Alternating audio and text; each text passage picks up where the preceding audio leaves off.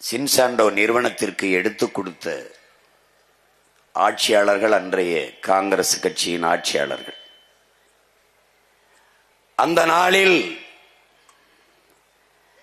80 வயது நிரம்பிய ராத்தேலால் ரிச்சாரியா அவர்களும் இந்த நிலத்தில் நம்முடைய பெரிய தகப்பன் 2 பேரும் தான் எல்லாம் பறிபோனதே என்று அழுத பெருமக்கள்.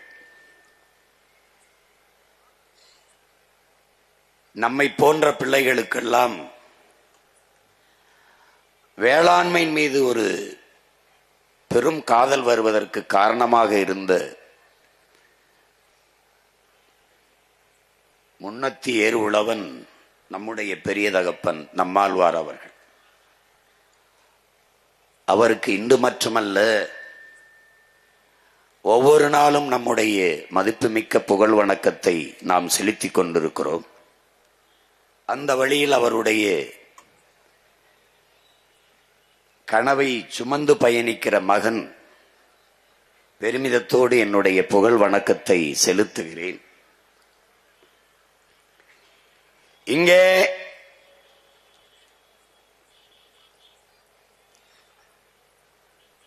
கல்லணை கட்டியே நம்முடைய வீர பெரும்பாட்டன் கரிகால் பெருவளத்தை பற்றிய காலொனியை எல்லோரும் பார்த்தீர்கள்.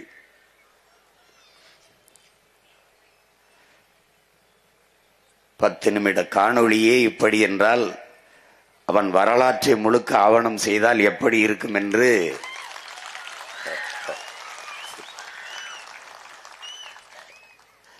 செய்யாது அவன் பேரன் விட்டு விட்டு சென்று விடுவேனா என்ன?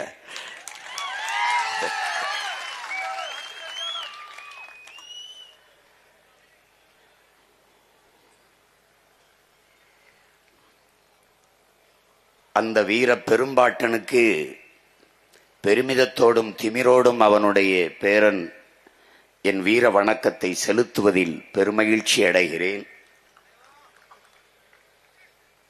இங்கே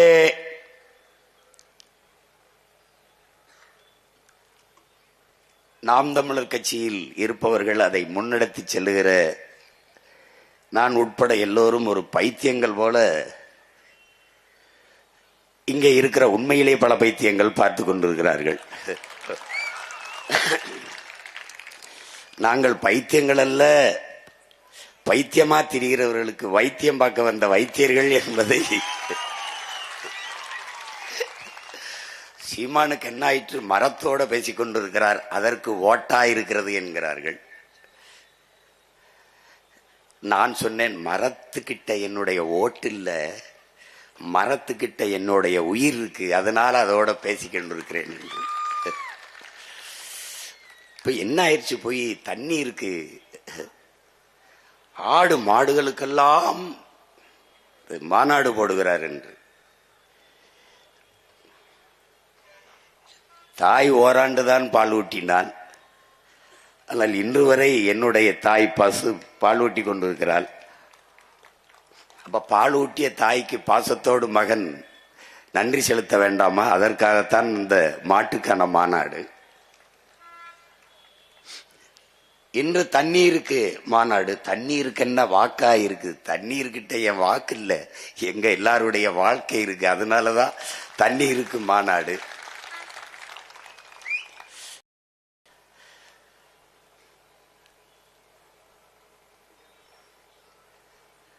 நாம் என்ன செய்கிறோம் என்பதை அவர்களுக்கு புரியவில்லை. நான் என் தம்பி தங்கைகள்கிட்ட சொன்னேன், நான் போட்டி அவருக்கும் அம்மை, அவருக்கும் அம்மை அப்படின்னு.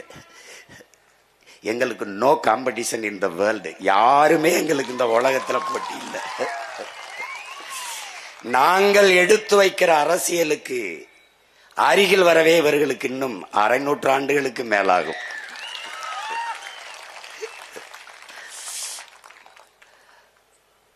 நாங்கள் உலகத்தின் தலை சிறந்த பேரினத்தின் மக்கள். இங்கே பார்த்தீர்கள், அறிவியல் தொழில்நுட்பம் வளராத காலத்திலேயே 2000 ஆண்டுகளுக்கு முன்பு ஓடுகிற நீரை தடுத்து பாசனத்திற்கு பயன்படுத்தியவன் பரம்பரையில் வந்தவர்கள். இதுவரை எப்படி இந்த கோயிலை கட்டினான் என்று எவனாலும் கண்டுணர முடியாத அளவிற்கு உலகத்தின் முதல் அதிசயத்தை கட்டி எழுப்புவேன். என் பாட்டன் அருண்மொழி சோழன் 60,000 யானைகள். அந்த யானைகளுக்கு உணவு, அதை பராமரிக்க பாகன், அந்த யானைகளின் மீது நின்று போர் செய்ய போர் வீரர்கள், அவர்களுக்கு உணவு பயிற்சி. இந்த 60,000 யானைகளையும் கப்பலில் ஏற்றி கொண்டு போய் பல்வேறு நிலப்பரப்புகளை வென்றிருக்கான் என் பாட்டன் அரசேந்திரன். சண்டையே போட கிடையாது.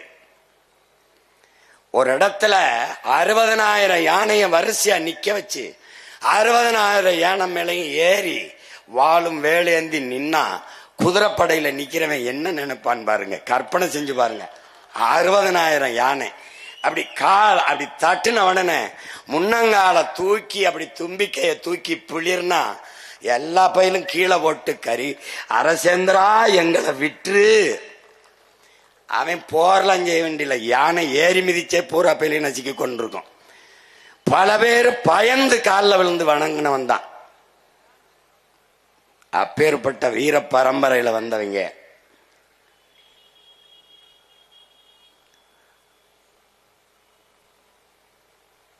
நாங்கள் இந்த நிலத்திலே இருந்த ஐயா மாண்புமிக்க கருணாநிதி அவர்கள், ஐயா எம்ஜிஆர் அவர்கள், அம்மையார் ஜெயலலிதா அவர்களை பார்த்து அரசியல் செய்ய வந்தவர்கள் அல்ல. என் இனத்தின் பரம்பரை வீரத்தை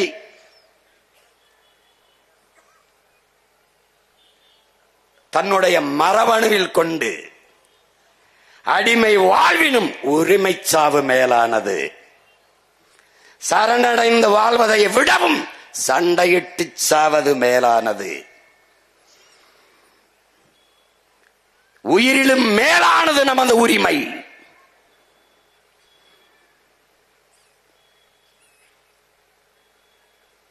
போராடினாலும் சாவோம், போராடாவிட்டாலும் சாவோம். ஆனால் போராடினால் ஒருவேளை வாழ்வதற்கு வாய்ப்புண்டு. அதனால் போராடி சாவோம் என்று அடிமை தமிழினத்தின் உரிமைக்காக களத்திலே பாய்ந்த மான மறவன், வீர புலிமறவன், விடுதலை புலி பிரபாகரனுடைய உடன் பிறந்த தம்பி தங்கைகளும் பிள்ளைகளும் நாங்கள். இந்த இனத்தில் பிறந்த ஒருவன்தான். நான் விழுந்தாலும் சரி, என் இனம் எழுந்தால் போதும். நான் செத்தாலும் சரி, என் இனம் வாழ்ந்தால் போதும் என்று நின்றவன் எங்கள் முன்னவன், எங்கள் தலைவன் பிரபாகரன் என்கிற பெருவீரன். அவன் விரல் நீட்டிய திசையில் விரைந்து செல்கிற மக்கள் அரசியல் புரட்சி படைதான் நாம் தமிழர் கட்சி. இது என் மக்களின் வாக்குக்கானது அல்ல, வாழ்க்கைக்கானது. இது என் மக்களின் ஓட்டுக்கானது அல்ல, நாங்கள் பிறந்த பெருமை மிக்க நாட்டுக்கானது. அதனால் தான் சொல்லுகிறோம், எங்கள் அரசியல் வேறு, உங்கள் அரசியல் வேறு. நீங்கள் எப்படியாவது என் மக்களை ஏமாற்ற வேண்டும் என்று நினைக்கிறீர்கள். நாங்கள் எப்படியாவது இந்த இழிநிலையில், இந்த கேவலப்பட்ட கேடுகட்ட வாழ்க்கை நிலையில் இருந்து என் மக்களின் வாழ்க்கை தரத்தை மாற்ற வேண்டும் என்று நினைக்கிறோம். இது ரெண்டுக்கும் நிறைய வேறுபாடு இருக்கு. எங்களுக்கு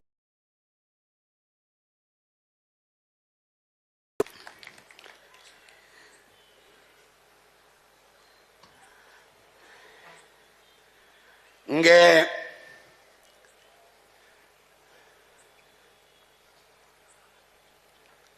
இந்த மாநாட்டை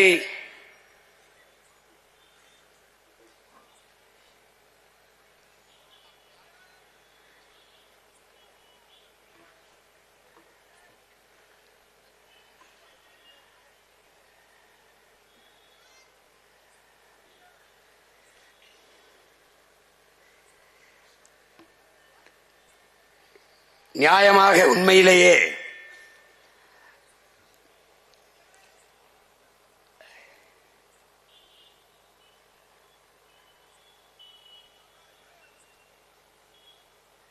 நான் பிறந்த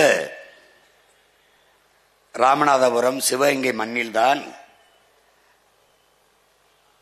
நடத்தியிருக்க வேண்டும். காரணம்,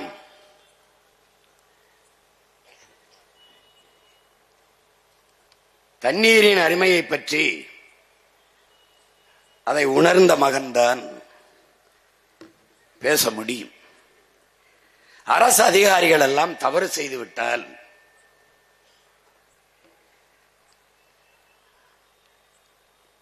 தண்ணில்லாத காட்டிற்கு பணியிடம் மாற்றுவார்கள். அது நான் பிறந்த மண்ணான ராமநாதபுரம் சிவகங்கைக்குத்தான் மாற்றுவார்கள். இன்றுதான் எனது மண் வறண்டு போனது. ஆனால் என்னுடைய வீர பெரும்பாட்டன் மருதுபாண்டியர்கள் ஆட்சியிலே உலகத்தின் சுவையான ஆரஞ்சு பழத்தை ஏற்றுமதி செய்திருக்கிறான் என்றால் எவ்வளவு வளமையான நாடாக என் நாடு இருந்திருக்கும் என்பதை அறிவார்ந்த தமிழ் சமூக சொந்தங்கள் அறிந்து கொள்ள முடியும். ஆனால் அதை விட்டுவிட்டு தஞ்சை நிலத்திலே வந்து இந்த தண்ணீர் மாநாட்டை சீமான் போடுவதற்கு காரணம், இந்த இனத்திலே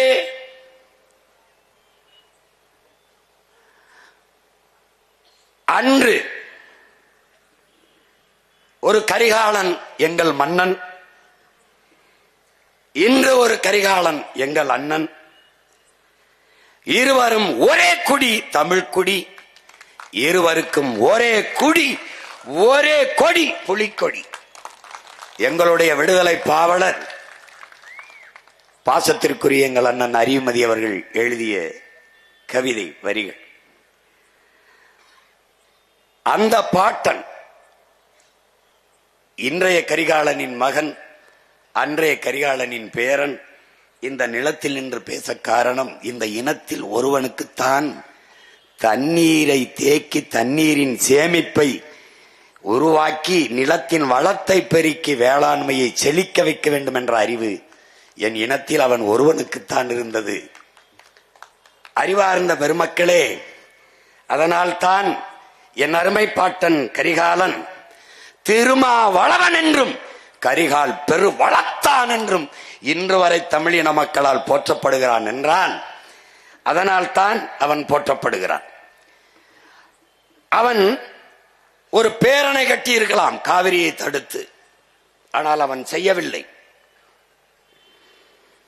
அணையை கட்டி நீரை தடுப்பது என்பது இயற்கைக்கு முரணானது.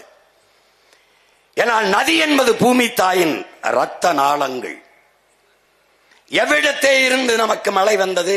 சூரியன் தந்தை கடல் தாய் இருவரின் இயற்கை புணர்ச்சியில் நீராவியாகி மேலே குளிர்ந்து போய் மேகமாகி மழையாக பொழிந்து நமக்கு நீர் வந்தது. திருப்பி தாயிடத்திலேயே பிள்ளையை சேர விடுவது இயற்கை. அப்படி நதியை உங்களுக்கு வேண்டிய தண்ணீரை தேக்கிக் கொண்டு மறுபடியும் தாயிடத்திலே சேர விட வேண்டும். அதுதான் இயற்கையின் விதி. அதை 2000 ஆண்டுகளுக்கு முன்பு உலகில் செய்த ஒரே ஒருவன் என்னுடைய பாட்டன் கரிகால் பெருவளத்தான் மட்டும்தான். அவன் நினைத்திருந்தால் இன்று காவிரியிலே பேரணை கட்டி நமக்கு தண்ணி தர மறுப்பது போல அவன் ஒரு பேரணையை கட்டியிருக்கலாம். அன்னைக்கு கர்நாடகாங்கிற ஒரு நாடும் இல்ல, கன்னடம்ங்கிற மொழியும் இல்லை. ஆனால் அவன் தடுப்பணை தான் கட்டினான். அது என்ன மாதிரி நீர் மேலாண்மை? ஒரு பசுமாட்டிடம் கண்ணுக்குட்டியை பால் குடிக்க விடுவோம். பசு தன் கண்ணுக்குட்டிக்கு பால் கறக்கிறோம் என்றுதான் கறக்கிறது. அது திரும்பி பார்க்க விடாமல் அதற்கு முன்னாடி வைக்கோலை போடுவோம், புல்லை போடுவோம், அது தின்று கொண்டிருக்கும். கண்ணுக்குட்டியை விடுவோம், அது மாறிலே முட்டின பிறகு நம் கண்ணுக்குட்டி தான் குடிக்கிறது என்று அது பாலை சுரக்க ஆரம்பிக்கும். நாம் கறந்து நமக்கு வேண்டியதை எடுத்துக்கொண்டு பிறகு அந்த கண்ணுக்குட்டியை அவுத்து விடுவோம். கொஞ்சம் மாறுகளை பாலை மிச்சம் வைத்து விட்டு கண்ணுக்குட்டிக்கு. இதே முறையைத்தான் பாசனத்திற்கு பயன்படுத்த வேண்டும். அதை பயன்படுத்தியவன் நம்முடைய பாட்டன். இந்த முறையை கண்டுபிடித்தவன். இங்கே ஓடி வருகிற நதியை தனக்கு வேண்டிய அளவுக்கு ஆறு, ஏரி, குளம், குட்டை, கம்மாய், இந்த தாங்கள் ஏந்த இப்படி நீரை தேக்கிக் கொண்டு மறுபடி கண்ணுக்குட்டி தாயிடத்திலே பால் குடிக்க விட்டதை போல நதியை தாய் கடலிடத்திலே, கடலம்மாவிடத்திலே சேரவிட வேண்டும். அப்படி தனக்கு வேண்டிய நீரை பேரணை கட்டி தேக்கிக் கொள்ளாமல் ஒரு தடுப்பணை கட்டி தேக்கி அதை மேலேறி தனக்கு தேவை போக மீதியை தாயிடத்திலே ஒப்படைத்தவன் நம்முடைய பாட்டன் கரிகால் பெருவளச்சோழன்.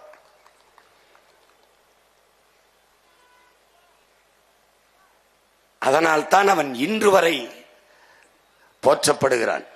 நம்முடைய ஆட்சியில் வரும்போது கூட பேரணை கட்ட மாட்டோம், தடுப்பணை தான் கட்டுவோம் என்பதை நாம் முடிவு செய்திருக்க காரணம் அதுதான். அந்த கரிகால் பெருவளத்தான் செய்த அதை நீங்கள் பாருங்கள். எத்தனை அணைகள் இருந்தும் நிலம் வறண்டு வறட்சி வறுமை நிலவுகிற போது ஒரே ஒரு தடுப்பணையில் சோழ நாடு சோறுடைத்து என்ற உலகத்தை சொல்ல வைத்த பெருமகன் நம்முடைய பாட்டன் தான்.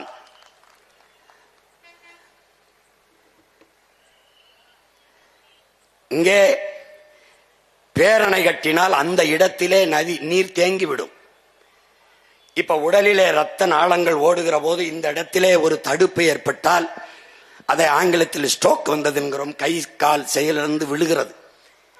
அப்படி ஓடுகிற பூமியின் ரத்த நாளங்களாக நதியை குறுக்கே மறைத்து தடுத்து விட்டால் அந்த இடத்திலே நீர் தேங்கிவிடும். அந்த இடத்தில் மட்டும் நிலத்தடி நீர் உயரும்.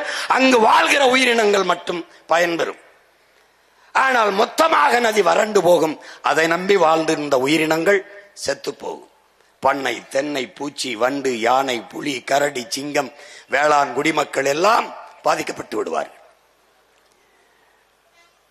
ஆனால் அந்த தவறை நம்முடைய பாட்டன் செய்யவில்லை. அவன் அணையை கட்டியிருக்கிற முறையை பாருங்கள், எப்படி கட்டி பிரிச்சிருக்கான் பாருங்க. அப்படிப்பட்ட தொழில்நுட்பத்தை நம்முடைய மூதாதையவர்கள் கடைபிடித்து கல்லணையை கட்டி 2000 ஆண்டுகளுக்கு முன்பு கட்டி நமக்கு அருங்கொடையாக தந்து சென்றிருக்கிறான். அவனுடைய நிலத்தில் நின்று இந்த பேரன் பேச காரணம் தண்ணீரின் அருமை குறித்து, தண்ணீரின் அருமை தெரிந்து கல்லணை கட்டி தந்த என் பாட்டன் காலடிபட்டு நடந்த தஞ்சை மண்ணில் நின்று தண்ணீரை பற்றி பேச வேண்டும் என்று முடிவெடுத்தேன். அதுவும் அவன் கல்லணை கட்டிய திசையில் நின்று பேச வேண்டும் என்று அவனுக்கு நன்றி சொல்லி என்னுடைய வீர வணக்கத்தை செலுத்தி நின்று பேச வேண்டும் என்று நினைத்தேன். அதனால் இந்த நிலத்தில் நின்று பேசுகிறேன். அன்று முப்போகம் விளைந்த தஞ்சை விளைந்தால் தமிழ்நாட்டில் பஞ்சமில்லை, தமிழ்நாடு விளைந்தால் இந்திய துணைக்கண்டத்தில் பஞ்சமில்லை, பசி இல்லை. ஆனால் இன்று தஞ்சை எந்த காவிரியை தடுத்து கல்லணை எட்டி பாசனத்திற்கு நம் பாட்டன் பயன்படுத்தினானோ அதே காவிரியிலே 150 TMC தண்ணீரை பெற முடியாமல் அவன் பேரனும் பேத்திகளும் தவித்து போய் வறண்டு போய் வாழ்க்கை இருண்டு போய் நிற்பதை நாம் பார்க்கிறோம். 450 TMC 500 TMC தண்ணி வந்து கொண்டிருந்த காலத்தில் இன்றைக்கு 150 TMCக்கு 60-70 TMCக்கு அதைத்தான் நம்முடைய அப்பா நல்லகண்ண அவர்கள், நல்லுசாமி அவர்கள் சொல்லுகிறார்கள். ஒவ்வொரு நாளும் எங்களுக்கு விநியோகம் செய்ய வேண்டும், நீரை பிரித்து தர வேண்டும் என்று. என் நீர் என்னுடைய உரிமை, தமிழ் தேசியத்தின் அடிப்படை உரிமை. அதை தர மறுக்கிறது கர்நாடகா, பெற்றுத்தராமல் வேடிக்கை பார்க்கிறது இந்த ஆட்சியாளர்களில் இந்திய நாட்டை ஆண்டு கொண்டிருக்கிற இந்த கட்சிகள் ஆட்சி. இதற்கு காரணம் என்னவென்பதை அறிவார்ந்த தமிழ் சமூக தம்பிதங்கைகள், என் உயிரினுமிலே உடன் பிறந்தார்கள் தெரிந்து கொள்ள வேண்டும். இங்கே முப்போகம் விளைந்த நிலம் வறண்டு இன்னைக்கு ஒரு போகம் விளைவதற்கு கூட தண்ணீருக்கு ஊரான்ட்டே கையேந்திர நிலைமைக்கு நிற்க காரணம் இந்த இடத்திலே பாருங்கள். காவிரியிலே தொடர்ச்சியாக தண்ணீர் வந்து கொண்டிருந்தால் ஆற்று மணலை அள்ளி விற்க முடியாது. வளத்தை எப்படி அள்ளி விற்கிறான் பார். தண்ணி தொடர்ச்சியாக வந்து கொண்டிருந்தால் ஒரு இடத்துல மண் இருக்கா பாரு, மணலை அள்ளிட்டதுனால மணலை அள்ளிட்டதுனால மண்ணு வந்துருச்சு. மண்ணு வந்துட்டதுனால செடி கொடி மரம் முளைச்சிருச்சு. ஆத்துக்குள்ள நடு ஆத்துல மரம் செடி கொடி முளைக்காது, ரெண்டு பக்கம் கரையில தான் நாரணம் முளைக்கும். ஆனால் மணலை அள்ளி விட்டால், மண் வந்து விட்டால் அங்கே மரம் செடி கொடி முளைச்சிரும், ஆறு செத்துரும். தம்பி ஹுமாயூன் சொன்னார் பாருங்க, 3 அடிதான் அல்ல வேண்டும், ஆனால் 30 அடிக்கு இரும்பு கை கொண்டான் போக்கலேன் எந்திரம் கொண்டு அல்ல அனுமதித்தவனவன் இந்த ஆட்சியாளர். ஏரி குளத்தை வெட்ட சொல்லுகிறோம், வெட்டினான் ஆற்றுக்குள்ளே. ஆற்று நீரை தேக்க அங்கே ஏரி குளத்தை வெட்டணும், அவன் ஆற்றுக்குள்ளே வெட்டிட்டான் பார். எதற்கு இந்த குழி சீமான் என்னை தூக்கி இதிலே போட்டு புதை என்று அவன் சொல்லுகிறான். மீட்டு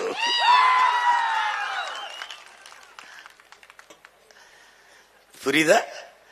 இந்த மணல் என்பது வெறும் மணல் அல்ல, இது உலகத்திலே மிகச்சிறந்த நீர் வடிகட்டி, உலகத்திலே மிகச்சிறந்த நீர் தேக்கி. இது மனித உடலுக்கு தோல், ஆற்றுக்கு மணல். இந்த மணலை அள்ளிவிட்டால் ஆறு செத்துவிடும். மனித உடலிலே தோலை எடுத்து விட்டால் மனித உடலிலே நோய் தொற்று வந்து எப்படி செத்து போவானோ அப்படி என் ஆறு செத்து போகும். அப்படி என்னுடைய காவிரி, பாலாறு, வைகை, தாமிரபரணி, நொய்யல் எல்லாம் செத்து போனது. 32 ஆறும் செத்து போனது. கொலைகாரர்கள் இந்த திராவிட திருடர்கள்.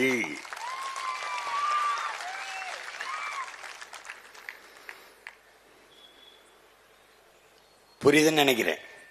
இதை விட பாடம் நடத்த இன்னொரு பேராசிரியர் வந்துதான் உனக்கு பிறந்துதான் வரணும். புரியுதுன்னு நினைக்கிறேன். இப்ப அந்த மண்ணள்ளி விற்கிறதுக்கு அவனுக்கு தண்ணி ஓடிக்கிட்டு இருந்துச்சுன்னா இந்த மாதிரி அள்ள முடியாது. அப்ப வள கொள்ளைக்கு அவன் தண்ணியை தர மறுக்கிறான்.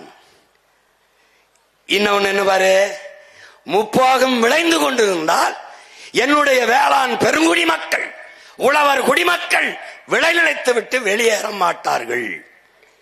விளைநிலத்தை விட்டு வெளியேறவில்லை என்றால் காவிரி படுகை முழுக்க இருக்கிற மீத்தேன், ஈத்தேன், ஹைட்ரோ கார்பன் என்ற அந்த எரிகாற்றை எடுக்க முடியாது. இந்த மீத்தேனுங்கிறது எப்படி உருவாகுது? இந்த ஹைட்ரோ கார்பன் இது எப்படி உருவாகுது?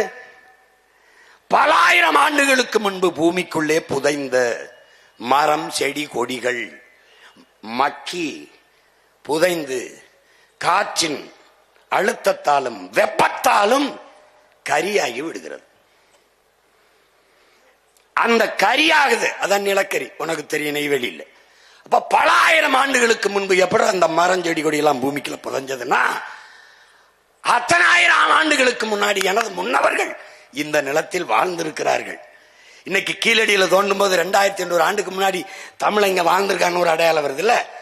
அப்படி பூமிக்குள் தோண்டும் போது என் முன்னவர்கள் வாழ்ந்த இடத்திலே புதைந்த மரம், செடி, கொடி எல்லாம் இன்னைக்கு மக்கி மக்கி கரியாகி நிக்குது. அந்த கரிக்கு வெடிப்பு இருக்கு.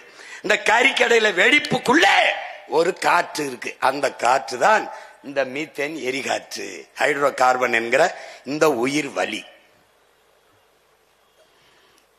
எரிகாற்று. உனக்கு புரியுதுன்னு நினைக்கிறேன். இந்த எரிகாற்றை எடுக்கிறதுக்கு அவன் இதே மாதிரி காவிரி படுகையில் இருக்க மாதிரி கங்கை படுகையில் இருக்கா? இருக்கு. அப்ப ஏன் அங்க போடல? அங்க நல்ல ஆத்தாள் கம்மனுக்கும் பிறந்தவன் அவன் என்ன பண்றான்? அவன் அங்க ஆட்சியில் இருக்கான். நான் விறகு வச்சு கூட அடுப்பரிச்சுக்கிறேன், வெளியில போடான்ட்டான். இங்க 60 வருஷமா எனக்கு பெத்தவன் அப்பன எல்லாமே மத்தவனே இருக்கிறதுனால எவன் வந்தாலும் என் ஆத்தா தாலி எடுத்தானே, என் அக்கா தாலி எடுத்தானே, அவனுக்கு கவலை கிடையாது, அவன் போடுறான். இப்ப 3 போகை நிலம் விளைஞ்சதுன்னா இந்த நிலத்துல அவன் இந்த ஹைட்ரோ கார்பன், மீத்தேன், ஈத்தேன் எடுக்கிறேன்னு குழாய போட முடியாது. விளங்கிருச்சா? இப்ப அப்ப தண்ணி வரலைன்னா இந்த நிலத்தை வச்சுக்கிட்டு என்ன பண்றதுன்ட்டு, ஏப்பா இங்க ஒரு போட்டு எடுத்துக்கிறோம் அப்படின்னு எடுத்துக்கிட்டான். நான் முதல்ல இங்க வந்து இந்த மீத்தேன் எரிகாட்டு ONGCக்கு எதிராக நான் போராட வரும்போது அவன் என்ன சொல்றான்கள், என்னை தனியா கூட்டிட்டு போய் அந்த அதிகாரி, ஐயா இங்க வாங்க, 17 வருஷமா எடுத்துக்கிட்டு இருக்கீங்கிறான். என்னங்க சொல்றீங்க? ஆமாங்கய்யா, 17 வருஷமா எடுத்துக்கிட்டு இருக்கீங்க. இந்த இடத்துல கிணறு, இந்த கிணறை போட சொல்லி அனுமதி கொடுத்தது யார் தெரியுமா யாருன்னு கேட்டாப்ல. யாரு? உங்க சனந்தாயான்றாப்ல. எப்படிங்க, என்ன சொல்றீங்க? என்ன சொல்லி சொன்னீங்க? எப்படி எங்க நிலத்துல கிணற தோண்டுங்கன்னு சொன்னதே இவர்கள் தான். நான் கேட்ட, என்ன சொன்னீர்கள்? தோண்டிக் கொள்ளுங்கள் என்று சொன்னார்கள். மண்ணெண்ணெய் எடுக்க போறோம்னு சொன்னாங்க. எப்படி இருக்கு? மண்ணெண்ணெய் எடுக்க போறோம் என்று சொன்னதால் மண்ணெண்ணெய் தானே, சீமெண்ணெய் தானே எடுக்க போறான், எடுத்துட்டு போட்டும், என் நிலத்துல போட்டுக்கன்னா. அப்புறமா தான் தெரியுது அவன் எரிகாற்றை எடுக்கிறான். திடீர்னு தீப்பிடிச்சு எரியும் போதான் தெரியுது, அட பாவிகளான்னு அன்னைக்கு தான் தெரியுது. புரியுதா? இப்போ இந்த விளைநிலத்தை விட்டு வெளியேற்ற வேண்டிய தேவை இந்த ஆட்சியாளர்களுக்கு இருக்கு. பெரும் முதலாளிகளின் வள வேட்டைக்கு இந்த தரக அதிகாரங்கள் கைக்கூலிகளாக இருந்து வேலை பார்த்து எனக்கு காவிரியில் தண்ணி பெற்று தராமல் என் நிலத்தை வறண்ட நிலமாக்கி விளைநிலத்தை விட்டு வேளாண் குடிமக்களை வெளியேற்றி வள வேட்டைக்காடாக முப்போகம் விளைந்த தஞ்சை நிலத்தை தரிசு நிலமாக மாற்றி இருக்கிறார்கள். இதை எப்படி சரி செய்வான்?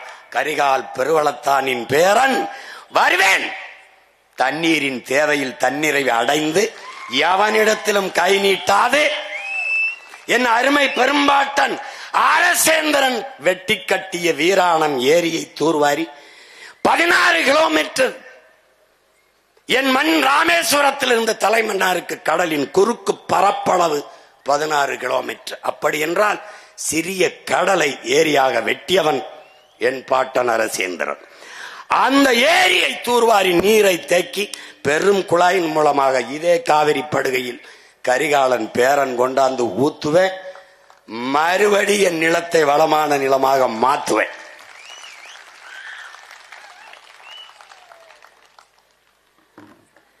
பார்த்துக்கிட்டே வா, பார்த்துக்கிட்டே வா உனக்கு. அதனால இந்த தண்ணீர் என்பது மானுட தேவை மட்டுமல்ல, அது உலக உயிர்களின் உயிர் தேவை. அதனால்தான் ஒவ்வொரு துளியும் உயிர் துளி, பல் உயிர்க்கும் பகிர்ந்தளி, பகுத்துண்டு பல் உயிர்கள் ஓம்புகள் நூலோர் தொகுத்தவற்றிலெல்லாம் தலை என்று நமது முன்னவன் மறையோன் வள்ளுவப் பெருமகனார் அருளிய மறைமொழிக்கேற்ப நீரின்றி அமையாது உலகு, அதை நினைவில் நிறுத்தி பழகு என்ற முழக்கத்தை முன்வைத்து தமிழ் இளம் தலைமுறைகளை, என்னரும் தம்பி தங்கைகளை, இந்த நிலத்தை வளத்தை நாட்டை மக்களை பாதுகாக்கிற இளைய தலைமுறை புரட்சியாளர்களை உருவாக்க வேண்டும் என்ற உன்னத நோக்கத்தோடு கரிகாலன் கால்பதித்த மண்ணிலே நின்று அவன் பேரன் இன்று பேசிக் கொண்டிருக்கிறேன் தண்ணீர் என்றால் என்ன என்று. இங்கே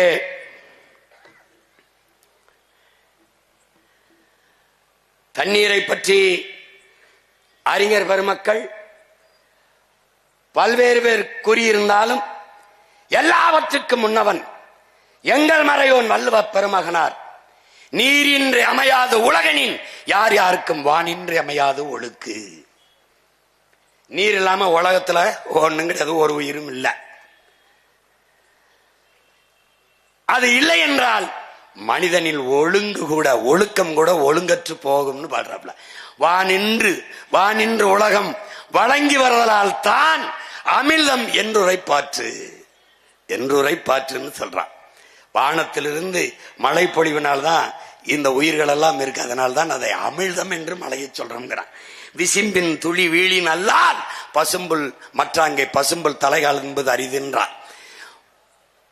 மேகத்திலிருந்து வானிலிருந்து ஒரு துளி மழை துளி பூமியில் விழாத வென்றால் ஒரு புல் பசும்புல் கூட தலை தூக்காது முளைக்காதுன்றான். தானம் தமம் இரண்டும் தங்கா வேணுலகம் வானம் வழங்காதே நின். வானம் மழையை பொழியலைன்னா பிறருக்காக தானம் செய்வனும் தனக்காக தவம் செய்வனும் செய்ய முடியாது, இருக்க முடியாதுங்கிறான். ஏன்னா இந்த வான் சிறப்பு இந்த மழையை பற்றி உலகத்தில் எவனுமே பாடல நம் பாட்டன் அளவிற்கு. ஒரு தடவை சொன்னா போதும். நீரின்றி அமையாத உலகினின் யார் யாருக்கும் வானின்றி அமையாத ஒழுக்கு போதும். ஆனா இந்த பய மக்களுக்கு திரும்ப திரும்ப சொல்ல முடியாது. ஒன்னையும் 10 தடவை பாடியிருக்காப்ல. ஆனாலும் இவனுக்கு அது மண்டையில ஏறல. அப்ப 10ம் பத்தல. ஒருவேளை 10 லட்சமா கொடுத்தா வேணா 10மோ என்னவோ, அது பத்தல. துப்பாருக்கு துப்பாய துப்பாக்கு, துப்பாருக்கு துப்பாய தூவுமலை. நம்முடைய அப்பா நல்லுசாமி கூட சொன்னாங்க. அதாவது சாப்பிடுவதற்கு உண்பதற்கு உணவையும் குடிப்பதற்கு நீரையும் தருவது மழைதான். எப்படி பாருங்க, மணி நீரும் மண்ணும் மலையும் அணிநிலர் காடும் உடையது அரண். இதை விட எவன் பாடுவான்? ஆனால் நீங்க ஆழ்ந்து பார்க்கணும். இன்னைக்கு மணி நீர் இருக்கா, மண் இருக்கா, மலை இருக்கா, அணிநிலர் காடு இருக்கா? இல்ல. காலி பண்ணவன் யாரு? இந்த காவாலி பைய திராவிடே. உனக்கு புரியுதா? தூய நீர்,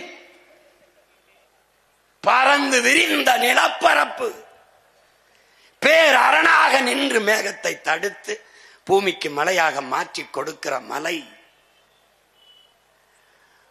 குளிர்ந்து அடர்ந்த காடுகள், அணி நிழற்காடு. இது 4ஐயும் உடைய நிலம் எதுவோ அதான்டா பேரரண்கிற பாடுற. 2000 ஆண்டு தோராய கணக்கு. யாரும் வள்ளுவனுக்கு பிரசவம் பார்த்தவங்க இல்ல. வள்ளுவன் ஆத்தாவுக்கு பிரசவம் பார்த்த யாரும் இல்ல. சும்மா சொல்றான் 2000 ஆண்டு 1330 அப்படின்னு சும்மா சொல்றான். குரல் 5000 கூட எழுதியிருக்கலாம். 5000 ஆண்டுக்கு முன்னாடி கூட நம்ம பாட்டம் பிறந்திருக்கலாம், இருக்கலாம், நடந்திருக்கலாம், போயிருக்கலாம், வந்திருக்கலாம். கலாம் தான் இது. ஆனால் உறுதியான கருத்து ஒண்ணும் கிடையாது. இந்த 4ம் தான் அரண் என்று பாடி நீரின்றி அமையாத உலகு என்று நமது வள்ளுவ பெருமகனார் நமக்கு கற்பித்திருக்கிறார். இந்த தண்ணீர் என்பது ஒரு கூட்டு வேதிப்பொருள். உங்களுக்கு தெரியும், ஹைட்ரஜன் ஆக்சிஜன் 2ம் கலந்த ஒரு வேதிப்பொருள். இதுல என்ன இயற்கையின் விதியிலே என் உடன் பிறந்தார்களே, H2O. அதுல இந்த ஹைட்ரஜன் 2 விழுக்காடு இல்லாது, ஆக்சிஜன் 1 விழுக்காடு இல்லாது, ஆக்சிஜன் 2 விழுக்காடு, ஹைட்ரஜன் 1 விழுக்காடு என்று கலந்தால் தண்ணீர் வராது. அப்ப இயற்கையின் விதி சரியாக ஹைட்ரஜன் 2 விழுக்காடும் ஆக்சிஜன் 1 விழுக்காடுமாக கலந்து இந்த நீரை உருவாக்கி இருக்கு. அதான் H2O. அது இயற்கையின் அரிய கொடையாக இந்த வேதிப்பொருள் இருக்கு. இதுல என்னன்னா, உலக உயிர்களின் வேர் என்று இந்த நவீன சூழியல் உலகம் அதை சொல்லுது. இப்ப நீர் இல்லாம உலகில் ஒன்றுமே கிடையாது. நீர் இல்லாம உலகில் ஒன்றுமே கிடையாது. மனித உடலில் 70 விழுக்காடு நீர். இந்த நீர் தான் இந்த உலகத்தை உயிருள்ள உலகமாக மாற்றுகிறது. நிலம், தீ, நீர்வழி, விசும்பு இவை 5ம் கலந்த மயக்கம்தான் இந்த உலகம், பூமி என்று, இந்த உலகம் என்று நம்மளுடைய மூதாதை தொல்காப்பியர் பாடி வைக்கிறார். இந்த 5ல அவங்க 5 பூதம் என்கிறார்கள். நாம் 50 ஆற்றல் என்று தமிழ்ல சொல்றோம். இந்த 5ல் மிக முதன்மையானது இந்த நீராக இருக்கிறது. இந்த நீரில் தான் இந்த ஒரு செல் உயிரினமான அமீபா தோன்றுது. அந்த முதலாக இந்த உலகில் தோன்றிய உயிரினம் நீரில் இருந்துதான். எனவேதான் நீரின்றி அமையாத உலகு என்று நமது மூதாதை இந்த கருத்தை வலியுறுத்துகிறார். நீங்க நல்லா கவனிச்சுக்கணும். இப்ப இந்த மனிதன் மட்டும் அல்ல, உலகில் எந்த உயிரும் இந்த 50 ஆற்றல், நீர், நிலம், நீர், காற்று, உங்களுக்கு தெரியும், இந்த தீ, ஆகாயம், இது இல்லாம எந்த உயிரும் இல்லை. இப்ப நம்முடைய இதுல, நம்முடைய பழக்கத்துல எரிக்கிறது, எரியூட்டுவது நம்முடைய பழக்கம் இல்லை. நமக்கு உயிர் போகிற போது நீர் முதல்ல வெளியேறிடுது. அப்ப நீர் போனோன்னா உடம்பு குளிர்ந்துரும், காற்று போயிருது, வெப்பம் தணிஞ்சிருது, உடம்புல நெருப்பு போயிருது. எல்லாம் போன பிறகு கடைசி என்ன இருக்கு? மண், நிலம். அதனால பூமியில தோண்டி நிலத்துல போட்டு புதைச்சிறதான் தமிழர் மரபு. இப்ப இந்த 50 ஆற்றல் இல்லாத மனித உயிர்கள் அல்ல, உலகில் எவ்வுயிரும் இல்லை என்பதை அறிவார்ந்த தமிழ் சமூக தம்பி தங்கைகள் அறிந்து கொள்ள வேண்டும். அதுலதான் தண்ணீர் இல்லாமல் உலகில் எந்த உயிரும் இல்லை. தண்ணீருக்கென்று தனித்த உயிர் இல்லை. ஆனால் தண்ணீருக்குள்ளே பல லட்சக்கணக்கான உயிர்கள் இருக்கிறது என்பதை புரிந்து கொள்ளணும். அந்த தண்ணீர் இல்லாமல் உலகில் எந்த உயிரும் இல்லை. உலக உயிர்களை தண்ணீரிலிருந்து நீங்கள் பிரிக்க முடியாது. எப்படி? இந்த இந்த இந்த இருக்குல்ல, இந்த இயக்கி தண்ணீர் இல்லாம கண்டுபிடிக்கல. இந்த ஒளிபெருக்கி தண்ணீர் இல்லாம இல்ல. இந்த கட்டடம் தண்ணீர் இல்லாம கட்ட முடியாது. கல்லணை கட்டிருக்கான் பாட்டேன், தண்ணீர் இல்லாம கட்ட முடியாது. எது ஒன்றும் தண்ணீர் இல்லாம இல்ல. கடைசியா இந்த சாராயம் குடிக்கிறான்ல, சாராயம் கூட தண்ணீர் இல்லாம இல்ல. எல்லாமே தண்ணி தான், எல்லாமே. அதனாலதான் தண்ணீர் இல்லாமல் ஒன்றும் இல்லை.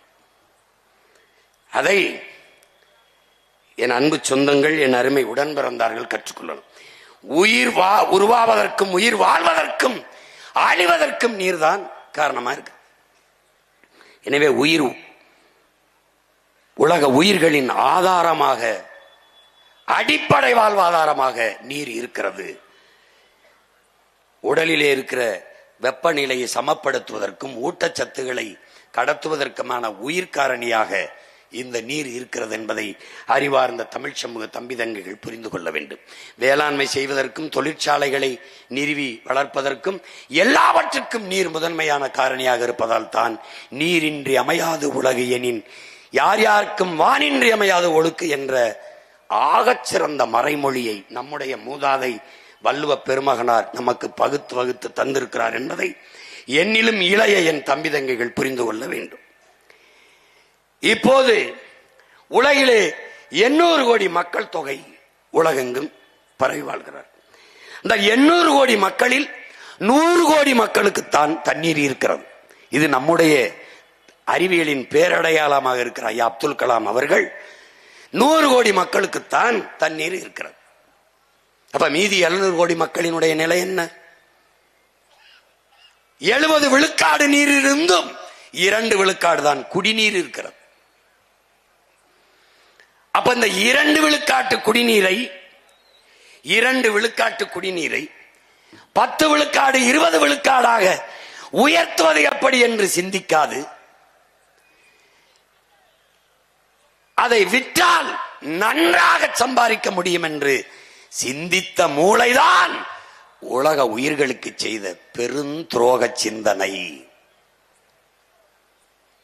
அதை எப்படா பெருக்கிறதுன்னு எந்த தலைவனும் யோசிக்கல. வித்தா நல்லா சம்பாதிக்கலாம். ஏன்? தண்ணீர் தவிர்க்க முடியாத உயிர் தேவை.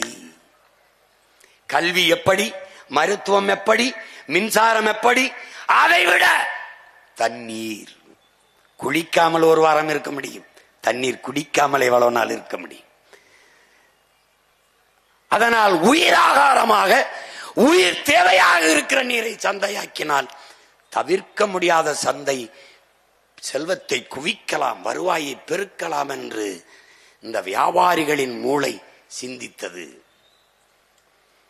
ஏன் இந்த தண்ணீர் எப்படி விற்பனை பண்டமாச்சு? ஏன்னா உலகம் வர்த்தக மயமாகிவிட்டது. அறிவார்ந்த தமிழ் சமூக தம்பிதங்கைகளே, நமக்கு தண்ணீர் உயிர் தேவை. அதை விநியோகிப்பது, மக்களுக்கு தரமான தூய குடிநீரை கொடுப்பது அரசின் கடமை. இது சேவை. அறிவை வளர்க்கும் கல்வி மானுட உரிமை, அதை கொடுக்க வேண்டியது அரசின் கடமை.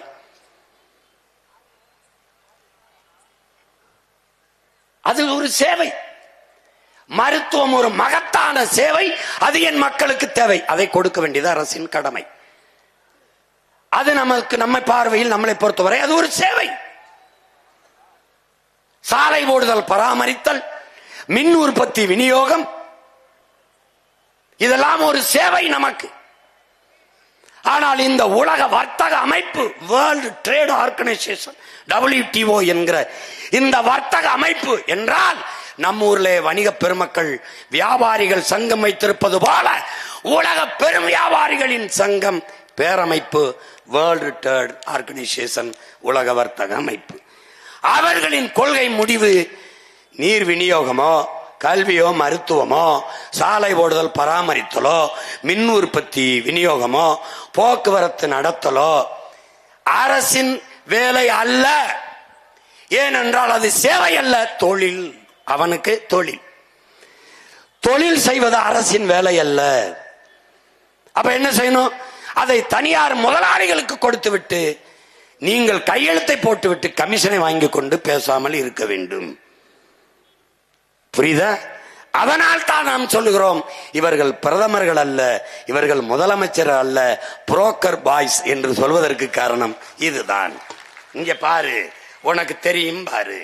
இப்ப நீர் மிகப்பெரிய சந்தையாயிருச்சு. சந்தையானதுனால என்ன ஆயிருது? என்ன ஆயிருது? இந்த படத்தில் நீங்கள் பார்க்கிறவர் கன்னியா நாட்டை சேர்ந்த சூழியலின் தாய் வங்காரிம்மா தாய். இவன் என்ன சொல்றான் நமக்கு? வரலாறு நடிகிலும் போர் என்பது வள வேட்டைக்காகத்தான் நடந்திருக்கிறதுங்கிறான். இன்று நேரத்தில் பன்னெடுங்காலமாக வள வேட்டைக்காகவே நாடு பிடிக்கவும் எல்லை விரிவாக்கவும் இவர்கள் போர் செய்தார்கள். சொல்லிருக்க விளங்குதுன்னு நினைக்கிறேன். அந்த அடிப்படையில் அடுத்து பிரிட்டிஷ் உளவாளியினுடைய வாக்குமூலம் என்கிற அந்த ஆலிவர் கெம்பர் அவன் என்ன சொல்றான் பாருங்க. அம்மா வங்காரி மாத்தாய், ஆலிவர் கெம்பர், பிரிட்டிஷ் உளவாளியின் ஒப்புதல் வாக்குமூலம் பாருங்க. 3ஆம் உலக நாடுகளை சிதைக்க உளவாளிகள் நடத்திய சதி குறித்த ஆவணம், ஆலிவர் கெம்பர். இவன் என்ன சொல்றான்னு தெரியுமா? இது சின்ன புத்தகம் தான், நீங்க படிச்சீங்கன்னா தெரியும். எதுக்கு இந்த புத்தகத்தை போடுறேன்னா தேடி படிப்பீங்கன்னு தான். இவன் என்ன சொல்றான்? நாங்கள் வந்ததெல்லாம் நாடு பிடிக்க அல்ல, வள வேட்டைக்காகத்தான் வந்தோம்ங்கிறான். எந்த நாட்டுக்குள்ள போனாலும் அந்த நாட்டுக்குள்ள இருந்து வளத்தை வேட்டையாடத்தான் நாங்கள் வந்தோம். அப்ப வள வேட்டைக்காகத்தான் உலகெங்கிலும் போர் நடக்கிறது. அப்படி பார்த்தால் இனி வருங்காலங்களில் 3ஆம் உலக போர், நல்லா கவனிங்க, இது நம்முடைய கவி பேரரசு வைரமுத்து அவர்கள் 3ஆம் உலக போர் என்ற புத்தகத்தில் இருக்காரு. இது எதுக்கு போடுறேன்னா நீங்க வாங்கி படிக்கணும். இதற்கு முன்னாடி வளம் என்பது பெட்ரோல், டீசல், தங்கம், வைரம் இப்படி இருந்ததெல்லாம் வளமாக கருதப்பட்டது. அப்படித்தான் ஈரான் ஈராக்கு மேலே, சிரியா மேலே, லிபியா மேலே, எல்லா நாடுகள் மேலையும் வள வேட்டைக்கு எண்ணெய் வளத்துக்காக போர் தொடுக்கப்பட்டது. ஆனால் இதில் எந்த வளமும் இல்லாமல் வாழ்ந்து விட முடியும், நீர் இல்லாமல் வாழ முடியாது. ஆக இந்த வளங்களில் எல்லாம் மேலான வளம் நீர். அதனால் தான் 3ஆம் உலக போர் ஒன்று வந்தால் அது தண்ணீருக்காகத்தான் இருக்கும். அதிலே நீ முழுக்க படிக்க வேண்டியதில்லை. 300 இளைவர் எழுதியிருக்கிறார். ஆதியில் காடுகளில் நாம் வேட்டையாடி உண்ட போது விலங்குகளை வேட்டையாடி உண்டோம். ஒருவேளை விலங்குகள் கிடைக்கவில்லை என்றால் மனிதனையே உண்டோம். இறந்த பிணத்தை வைத்துவிட்டு ஓட்டப்பந்தயம் வைத்து பந்தயத்தில் முதலில் வந்தவனே பிணத்தில் பெரும்பங்கு தின்றான் என்று எழுதியிருக்கல. அன்றைக்கு ஆதியில் காடுகளில் வாழ்கிற போது நரமாமிசம் மனிதனை தின்றோம். ஆனால் அந்த நிலை இன்றும் வராது என்று சொல்வதற்கு இல்லை. ஏன்? போக்கு அப்படி இருக்கிறது. நீரெல்லாம் இல்லை என்றால் நிலம் வறண்டு விடும், வேளாண்மை உணவுப் பொருள் உற்பத்தி நின்றுவிடும், பசி எல்லாவற்றையும் கொன்றுவிடும், வென்றுவிடும், கடைசியாக மனிதனே தின்றுவிடும் நிலை உருவாகும். அதுதான் இந்த புத்தகத்தை முழுக்க படிக்க வேண்டியதில்லை, முன்னுரையிலேயே குறிப்பிட்டிருப்பார், படியுங்க. அதே போல ஆலிவர் கெம்பரும் முதல்ல சொல்லிட்டான், நாங்க இதுக்கு தான் வந்தோம். இதை அமெரிக்க பொருளாதார அடியாளின் வாக்குமூலம் எழுதிய ஜான் மெர்க்கினும் சொல்லுகிறான். வள வேட்டைதான் எங்களுடைய குறி. அதனால் கண் முன்னே உங்கள் வளங்கள் களவுபவதை பார்த்து கொண்டிருக்க நீங்கள் சபிக்கப்பட்டு விட்டீர்கள் என்று எழுதுகிறார். உன் மழை போகும், உன் மணல் போகும், உன் நிலத்தின் வளம் மீத்தேன் ஈத்தேன் என்று உன் தாயின் ஈர குலை இதயம் அறுக்கப்படும். நிலக்கரி அது இது என்று சிறுநீரகமும் நுரையீரலும் அறுக்கப்படும். உன்னால் தெரியும், ஆனால் தடுக்க முடியாது. காரணம், நீ சபிக்கப்பட்டு விட்டாய் என்கிறார். அப்ப 3ஆம் உலக போர் தண்ணீருக்கானது. பொறுமையா பார்த்துக்கிட்டே வா. பாரு, தண்ணீருக்கு தான் போர். இந்த பெட்ரோல், டீசல், தங்கம் இது எதுவில்லாமலும் வாழ்ந்து விட முடியும், வாழ்ந்து விட முடியும்.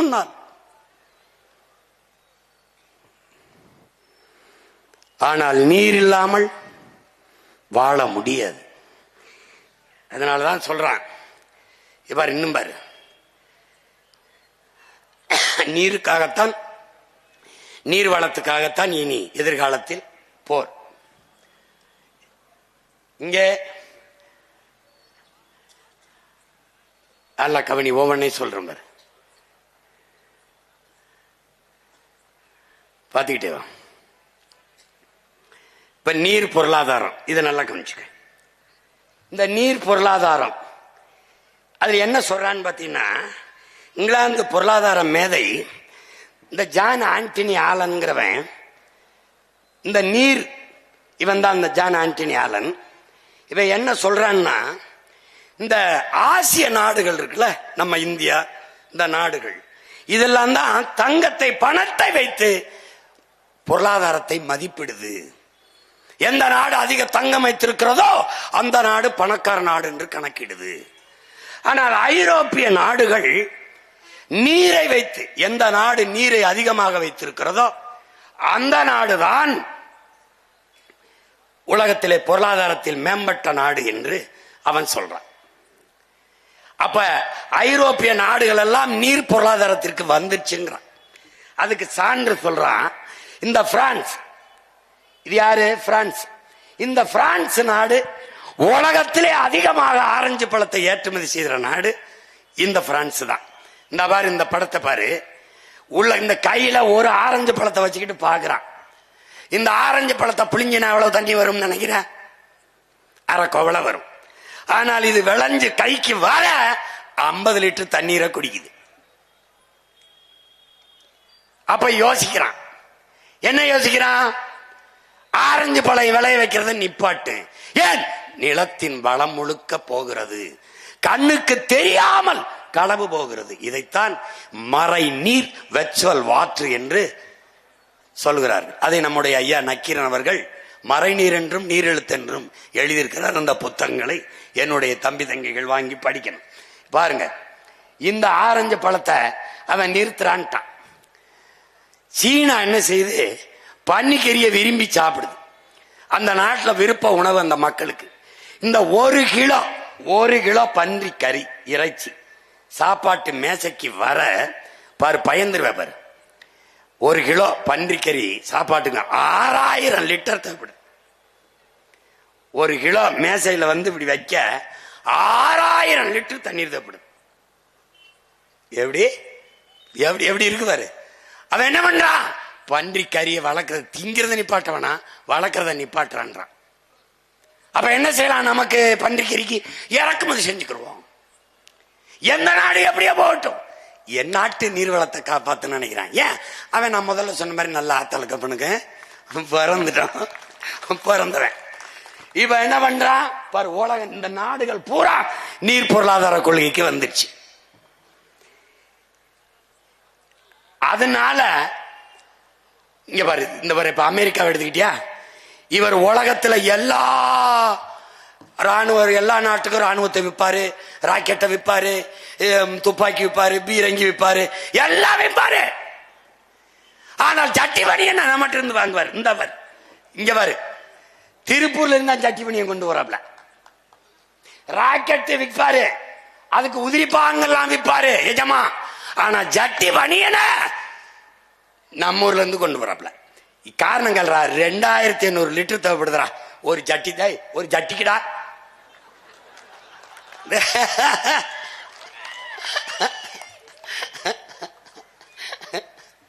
பாத்துக்க சாமி, பாத்துக்க. இந்த முட்டை இருக்கிறடா, இந்த வர முட்டை ஒரு நாள்ல 3 கோடி முட்டைகளை உற்பத்தி செய்யறோம்டா. நம்ம அளவு கோச்சுக்குருவாங்க, என்ன இவர் மூடிடுவாரு. மூடல. நான் நாட்டுக்கோழி, என் ஆளுக்கு இருந்து பாருங்க, என் நாட்டுக்கோழிக்கிடா ஒண்ணு வேணாம்டா. நான் ஏதோ சிந்தறது செதறதை போட்டு சாப்பிட்டு வச்சு கிஞ்சியை போட்டேன்னா, குப்பமேட்டில் குஞ்சியை கூட்டிட்டு போய் கிளறி அவன் பாட்டு சாப்பிட்டா அவனே முட்டையிட்டா அவனே பிடிச்சிட்டு போயிடுவான்டா. இந்த பயவுளை அதை வளர்க்காம நாட்டுக்கோழி முட்டைக்கு நாக்க தொங்க போட்டு அலையுதுங்க. அவன் தேநீர்ல காஃபியில போட்டு முக்கி இந்த முட்டையை நாட்டு முட்டைன்னு வித்துட்டு போயிட்டு இருக்கான். இப்படி ஒரு பாவங்கட்ட பிள்ளைகளை பாரு டே, பாரு பாரு. 70 லட்சம் முட்டைகளை தினசரி வளைகுடா நாடுகள், ஆப்பிரிக்கா மற்றும் நாடுகளுக்கு நம்ம ஏற்றுமதி செய்யறோம். ஒரு முட்டை 196 லிட்டர். அடே பாரா, 196 லிட்டர் குடிக்குதுடா. டே ஒரே ஒரு முட்டை எப்படி எடுத்து பாத்தீங்கன்னு வச்சுக்க, டே இவ்வளவு தாண்டா இருக்கு. அது 196 லிட்டர் குடிக்குதுடா. நீ காபி குடிக்கிறாய், 150 லிட்டர் குடிக்குதுடா. இந்த பாரா, இந்த கோவலையில இருக்கிறது எவ்வளவுடா தண்ணி இருக்கும்? 150 லிட்டர் குடிச்சிட்டு இந்த கோவலைக்கு வருதுடா இவ்வளவு. புரிஞ்சுனா நீ ஏதாவது ஒரு முடிவுக்கு வா. இப்ப என்னதானே செய்ய சொல்ற அப்படின்னு இரா நான் சொல்றேன். ஒரு கோப்பையில் 150 லிட்டர் மறை நீர். நம்ம தங்கச்சி ருசிச்சு தான் குடிக்கிறா. இந்த பன்னாட்டு நிறுவனங்கள் ஆண்டு கணக்கில், நீ நல்லா கவனிச்சுக்கணும். இப்போ உனக்கு சொல்றேன் பாரு அண்ணே. இந்த சென்னையில கொரியன் முதலாளி கொண்டாயின்னு ஒரு தனியார் முதலாளி ஒரு கொண்டாய் அப்படின்னு ஒரு கார் நிறுவனம் வச்சிருக்காப்ல. ஒரு கேள்வி அண்ணன் உண்ட கேட்கிறேன். இந்த கொண்டாய் முதலாளிக்கு தமிழ்நாட்டு இளைஞர்கள், இந்திய நாட்டு இளைஞர்களுக்கு வேலை கொடுக்கணும்னு என்ன வேளாங்கண்ணி மாதாட்ட, இல்ல எங்க ஊரு எங்க கோயில் எங்க குலதெய்வம் காளியாத்தாட்ட, இல்ல ஏதாவது சிவன் முருகனுக்கு எது வேண்டி நேர்த்தி கடனா? ஒண்ணு இல்ல. அப்ப எதுக்கு வரான்? அவன் நிலத்தில் அவன் வளத்தை பாதுகாத்து என் நிலத்தில் இருக்கிற நீரை வேட்டையாட வரான். இங்க வளர்ச்சி என்று கட்டமைக்கப்படுகிறது, வேலை வாய்ப்பு என்று காதிலே தேன் ஊற்றப்படுகிறது. ஒரு டன் எடையுள்ள கார் தயாரிக்க 4 லட்சம் லிட்டர் தண்ணீர். பாரு நான் சொல்றேன், எத்தனை லட்சம் கார்கள் ஏற்றுமதி செய்யப்படுதுன்னு பாரு. இங்கே நிலத்தடி நீரை எவ்வளவு வேணாலும் நீங்கள் உறிஞ்சு கொள்ளலாம் என்று ஒப்பந்தம். உற்பத்தியிலே அரை மணி நேரம் 1 மணி நேரம் மின்சாரம் தடைபட்டால் ஏற்படுகிற இழப்பை மத்திய மாநில அரசுகள் ஈடுகட்டும் புரிந்துணர்வு ஒப்பந்தம். பிறகு உற்பத்தி செய்த பொருளை விரைந்து எடுத்து செல்ல 8 வழி 4 வழி சாலைகள். பிறகு மனித உழைப்பு இங்கே மலிவாக கிடைக்கிறது. இதே நிறுவனம் கொரியாவிலே இருந்தால் அங்கு என் பிள்ளைகள் போனார் 2 லட்சம் ரூபாய் சம்பளம் கொடுக்கணும். இங்கே இருந்தால் 50,000 கொடுத்தால் போதும். அப்ப மனித உழைப்பு மலிவாக கிடைக்கிறது. உழைப்பை சுரண்டி உற்பத்தியை பெருக்கி லாபத்தை பல ஆயிரம் கோடிகளில் கொண்டு போக முடிகிறது. ஆனால் இவர்கள் சொல்லுகிற அடிப்படை கட்டமைப்பு இன்ஃப்ராஸ்ட்ரக்சர் என்பது சாலை போடுதல், விண்ணூர்தி நிலையம் கட்டுதல், துறைமுகங்கள் கட்டுதெல்லாம் உனக்கும் எனக்கும் அல்ல, உள்நாட்டு வெளிநாட்டு பெரும் முதலாளிகளின் வள வேட்டைக்கு என்பதை அறிவார்ந்த என் தம்பி தங்கைகள் புரிந்து கொள்ள வேண்டும். இதை நல்லா ஆழ்ந்து பாரு. எத்தனை லட்சம் காரு பார்த்துக்கிட்டே வா. இங்க மனித உழைப்பு மலிவா இருக்கு. ஏன்னா படிச்சுட்டு பல ஆயிரம் பேர் வேலை இல்லாம இருக்கு. இப்போ இதெல்லாம் என்ன? அதுக்குள்ள இருக்கிறதெல்லாம் யாரு? கார் தான், மகிழ்வுந்து. இவர் இது எந்த வேகமா போய் துறைமுகத்துக்கு போறதுக்காக தான் இந்த சாலை. நீ உனக்கு எனக்கும் போடப்பட்டு நினைச்சின்னு வச்சுக்க, நான் ஒன்னும் பண்ண முடியாது உன்னைய. இவன் வந்துடா இங்க வர்றா, ஆலிவர் கம்பர் சொல்றான், அவன் ஜான் பெர்கின் சொல்றான், உங்கள் நாட்டு தலைவர்களுக்கு நாங்கள் கடன் கொடுப்போம், கடன் கொடுத்து கையெழுத்து போட வைப்போம், பிறகு அவர்கள் எங்களுக்காக வேலை செய்வர்களாக மாறுவார்கள். உங்கள் நாட்டிலே சாலை போடுதல், துறைமுகம் கட்டுதல், பேருந்து நிலையம் கட்டுதல், வானூர்தி நிலையம் கட்டுதல், இது போன்ற வேலைகளை செய்து தங்கள் இருப்பை தக்க வைத்துக் கொள்வார்கள். இப்போ எதுக்கு 5000 ஏக்கர்ல ஏர்போர்ட்? திருச்சியில இருக்கும்போது எதுக்கு 2000 ஏக்கர்ல ஏர்போர்ட்? தூத்துக்குடியில இருக்கிறதுல அதை எதுக்கு பெருசா ஏர்போர்ட்? ஏர்போர்ட் சரி, பிளைட் ஓட்டுறவன் யாரு? உங்க ஒப்பனா எங்கப்பனா எவன்? இண்டிகோங்கிறவன் உங்க ஒப்பேன், அவன் எவன் தெரியாது. ஒரே ஒரு முதலாளி நாடங்களும் ஓட்டி சம்பாதிக்க 5000 ஏக்கர்ல ஏர்போர்ட். இங்கதான்டா கரிகாலன் பேரன், கரிகாலன் மகன், பிரபாகரன் மகன் சொல்றேன். 5000 ஏக்கரில் ஏர்போர்ட் அல்ல, ஏர்பூட்டி உட வேண்டும் என்று சொல்ற.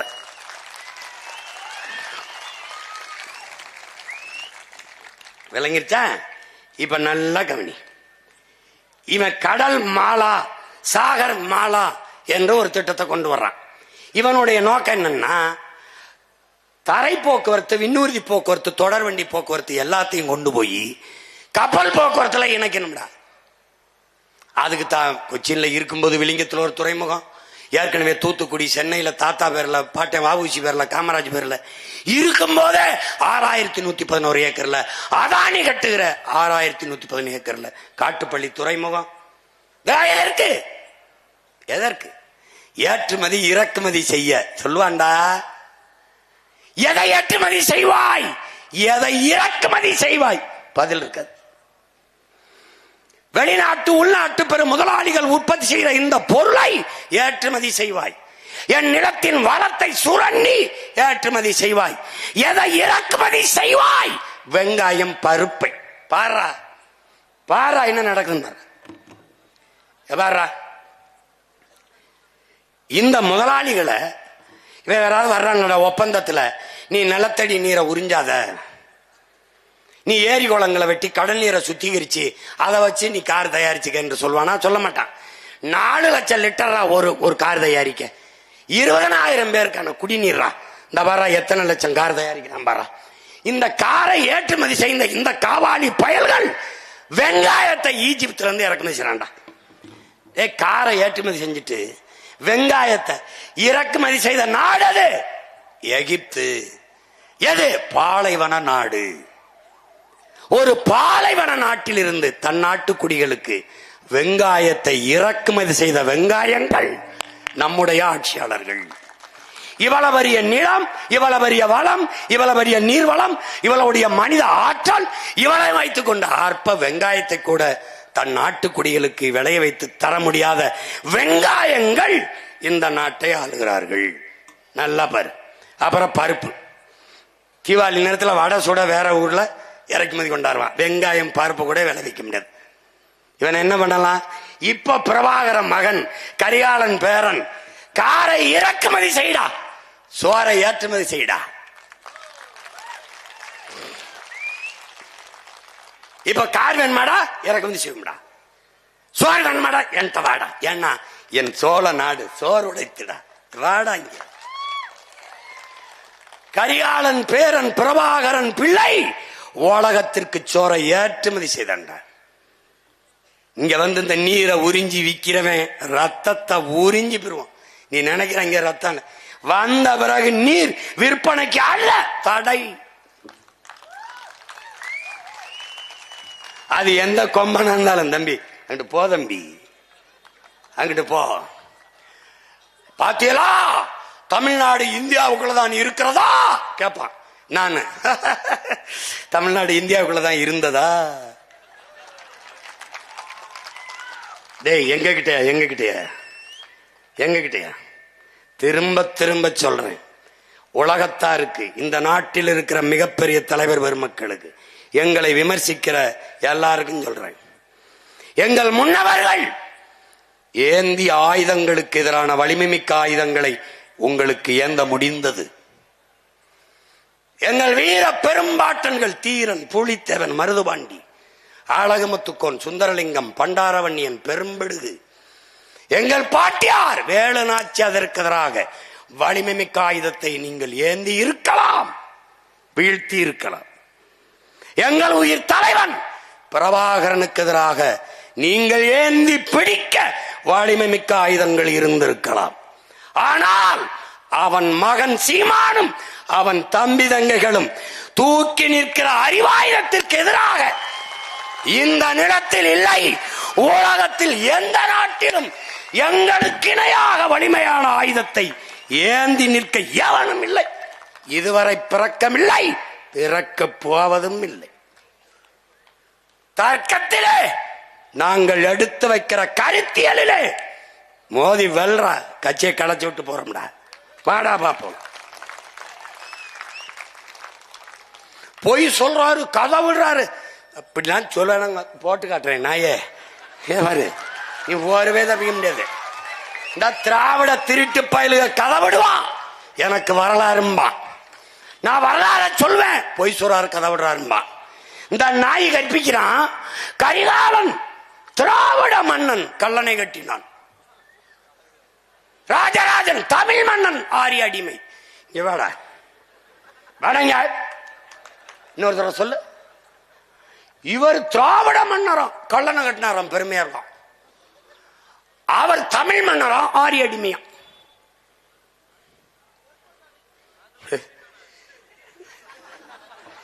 பைத்தியக்காரன், நானும் 15 வருஷமா நம்பி தெரியுங்களா என்னங்கய்யா? அன்பு தென்னரசு மட்டும் நல்லா சிரிப்பாப்ல. ஏன்னு கேளு, எனக்கு முன்னாடி நின்றுகிட்டு இருந்தாப்ல.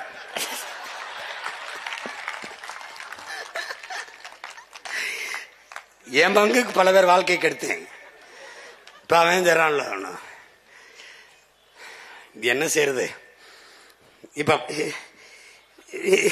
இரு இன்னும் இன்னும் இன்னும் முக்கியமான இதுக்கு போல, இப்பதான் ஆரம்பிச்சிருக்கான். இப்ப தமிழ்நாடு, நீ என்ன நினைக்கிற? நமக்கு அதை தண்ணி இல்லைன்னு நினைக்கிற. அது இல்ல. நமக்கு வந்துடா ஒரு ஆண்டுக்கு 980 மில்லிமீட்டர் மழை பெய்யுது. 2 பருவங்கள்ல மழை, ஒன்னு தென்மேற்கு பருவம், ஒன்னு வடகிழக்கு. இந்த 2 பருவ மழைகளையும் நமக்கு 950 மில்லிமீட்டர் மழை பெய்யுது. குறைஞ்சது டிஎம்சி கணக்குல 4000, 4300, 4500 டிஎம்சி தண்ணீர் பெய்யுது. இப்ப 4300 டிஎம்சின்னு வச்சுக்க. இதுல என்ன கொடுமைன்னா, பல இதை நம்ம சேமிக்காதனால அது நீராவியாகி போயிருது. பல இது இந்த கழிவு நீர்களை விட்டு நாசம் பண்ணிடுறோம். பல இதை சேமிக்காம ஏரி குளங்களை, குட்டை கம்மாய்களை, தாங்கல்களை, ஏந்தல்களை வெட்டி சேமிக்காம கடல்களை விட்டுறோம். இப்ப எப்படி சீமானி சரி செய்வ? 950 மில்லிமீட்டர் 1000 டிஎம்சி 1100 தான் எனக்கு அதிகபட்சமா பயன்பாட்டில் இருக்கு. அப்ப நான் என்ன செய்யறேன்? இன்னும் ஒரு 500-600 டிஎம்சி சேமிக்கிற வேலையை செஞ்சுட்டேன்னா நான் எவனுகிட்டையும் கையேந்தி தண்ணீருக்கு நிக்க வேண்டியதில்லை. அப்ப நான் என்ன சொன்ன, அதிகாரத்துக்கு வந்தவன கர்நாடகால இருந்து எனக்கு தண்ணி தராதேன்னு சட்டசபையில் நான் உச்ச நீதிமன்றத்தில் ஒரு வழக்கு எப்படி போடுவேன்? கர்நாடகாவில இருந்து எனக்கு தமிழ்நாட்டுக்கு தண்ணி திறக்க கூடாது. பெரிய வெள்ளமா இருந்தாலும் அவன் சிக்கி சாயன்மை ஒழிய எனக்கு தண்ணி தரக்கூடாது. அப்பா நல்லசாமி சிரிக்கிறாங்க பாருங்க.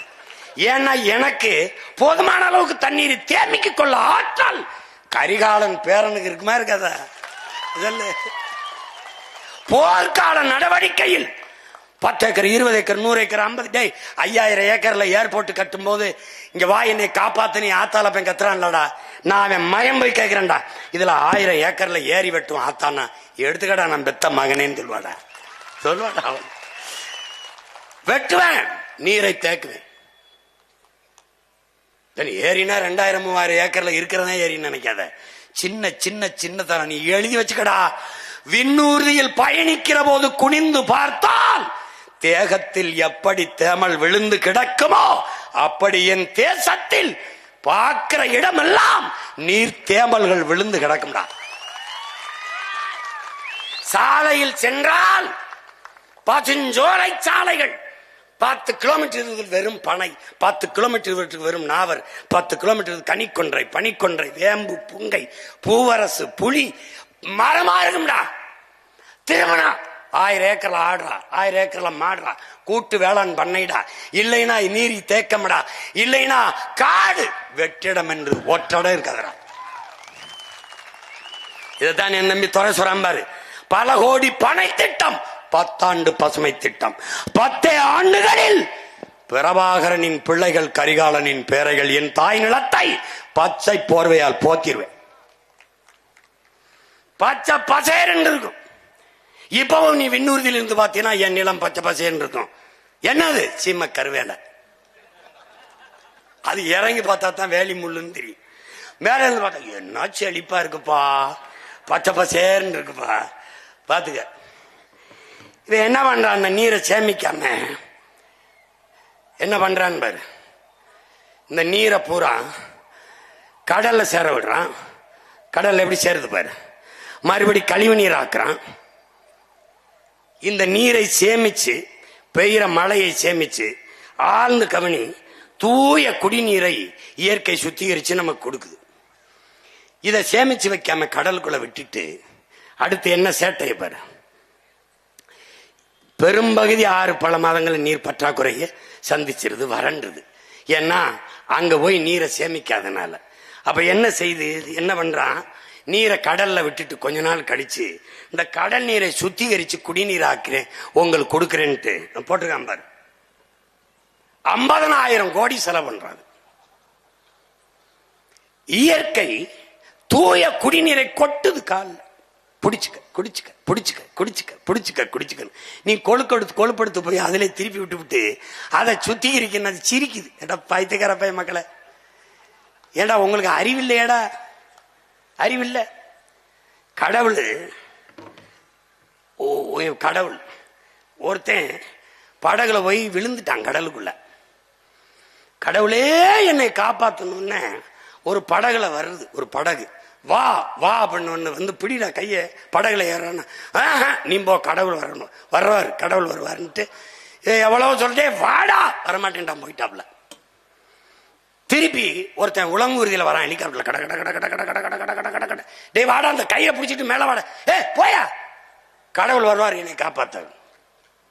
போயிட்டாரு. திருப்பி கப்பல் வருது, கப்பல். வாப்பா, கப்பல்ல ஏறுப்பா. வரமாட்டேன், என்னை காப்பாத்த கடவுள் வருவாருன்னு வம்படியா நிக்கிறாப்ல. இப்ப போயிருச்சு கப்பல். கடைசியா தண்ணியை குடிச்சு சாக போறேன். அப்ப ஒருத்தர் கேட்கிறேன், 3 உங்களை வந்து இவ்வளவு நம்பி இருக்கானு. டேய் பைத்தியக்கார பையில, 3 தடவை போனேன், படகுல போனேன், வாடான்னு கூப்பிட்டேன். மறுபடி இதுல உலங்குருதியில போனேன் ஹெலிகாப்டர்ல, மறுபடி கப்பல்ல போனேன். அவன் எங்கடா என்னை நம்பினா, கடவுள்னா எப்படா வரும்? நான் தான் 3 முறை போய் வாய்ப்பு கொடுத்தேன் வாடான்னு. அப்புறம் வரலைன்னா சாகிறத தவிர என்ன பண்றது? அவன் சாக வேண்டிய ஆள் தான் விட்டு விட்டாப்ல. புரியுதா? அது மாதிரி இந்த மழை, இந்த கடல், இந்த சூரியன், இந்த மேகம் எல்லாம் பார்த்து சிரிக்குது. பைத்தியக்கார பையவில்லை. டேய், அதுக்கு தாண்டா தண்ணி குடிங்க, வாட்டர் குடிக்காதீங்கன்னு சொல்றேன். சோறு தின்னுங்கடா, ரைஸ் திங்காதியடா, சாதம் திங்காதியடா, மானங்கிட்ட அறிவு கட்டு போயிருவியடான்னு அதுக்கு தான் சொல்றேன். தண்ணீரை கொண்டு போய் கடல்ல விட்டுவிட்டு அந்த காவாளி பயலுக 50,000 கோடிக்கு சுத்தி இருக்கிறான். 50,000 கோடிக்கு எத்தனை நீர்த்தேக்கங்களை வெட்டி இருக்கலாம் என்று அறிவார்ந்த தமிழ் சமூக பிள்ளைகள் நீங்க ஆழ்ந்து அறிந்து சிந்திக்கணும். பாரு, எத்தனை ஏரியா வெட்டிருக்கலாம். இங்க பாரு, இது மாதிரி எத்தனை ஏரியா வெட்டிருக்கலாம், எத்தனை ஏரி. இது யாரு? மின்விசிறி, மாவரைக்கிற எந்திரம், மடி கணினி, தையல் மிஷினு, சைக்கிள். சைக்கிள் பாரா, பாத்துக்கிட்டே வாடா, சைக்கிள்ரா, சைக்கிள். நல்லா கவனிடா. வண்ண தொலைக்காட்சி பெட்டிடா, ஐயா உபயம்டா. வண்ண தமிழ்நாடு அரசு வண்ண தொலைக்காட்சி பெட்டி பாத்துக்கடா. மடி கணினி நல்லா கவனிச்சுக்கடா. டே பாரா பாரா, இங்க கவனிடா. டே இங்க கவனிடா. ஏண்டா எல்லாத்தையும் இலவசமா கொடுத்த அந்த பயமக்க, ஏன்னா தண்ணீரை மட்டும் 10 ரூபாய்க்கு வித்த? அங்கதான்டா நீ யோசிக்கணும். ஏன் ஒரு மடிக்கணினி என்ன விலை, ஒரு மாவு அரைக்கிறது என்ன விலை, ஒரு இந்த மாவை ஆட்டுறது எம்பிட்டு, ஒரு மசாலா எந்திரம் எவ்வளவு, மசாலா அரைக்கிறது, ஒரு மிதிவண்டி, எல்லாம் இலவசம்டா.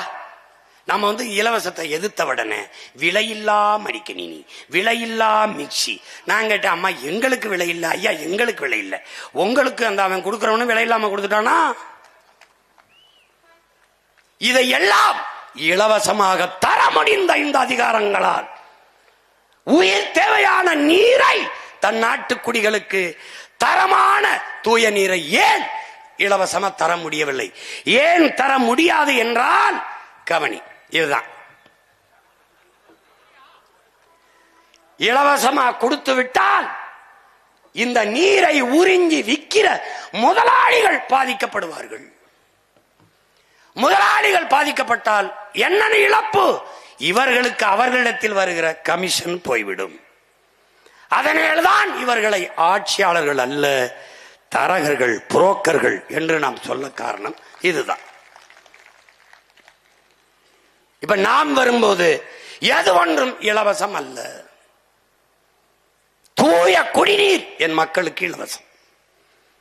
அறிவை வளர்க்கும் கல்வி என் மக்களுக்கு தரமான சிறந்த உயர்ந்த கல்வி இலவசம். உயிர்காக்கும் மருத்துவம் உலகத்தரத்திற்கு இலவசம்.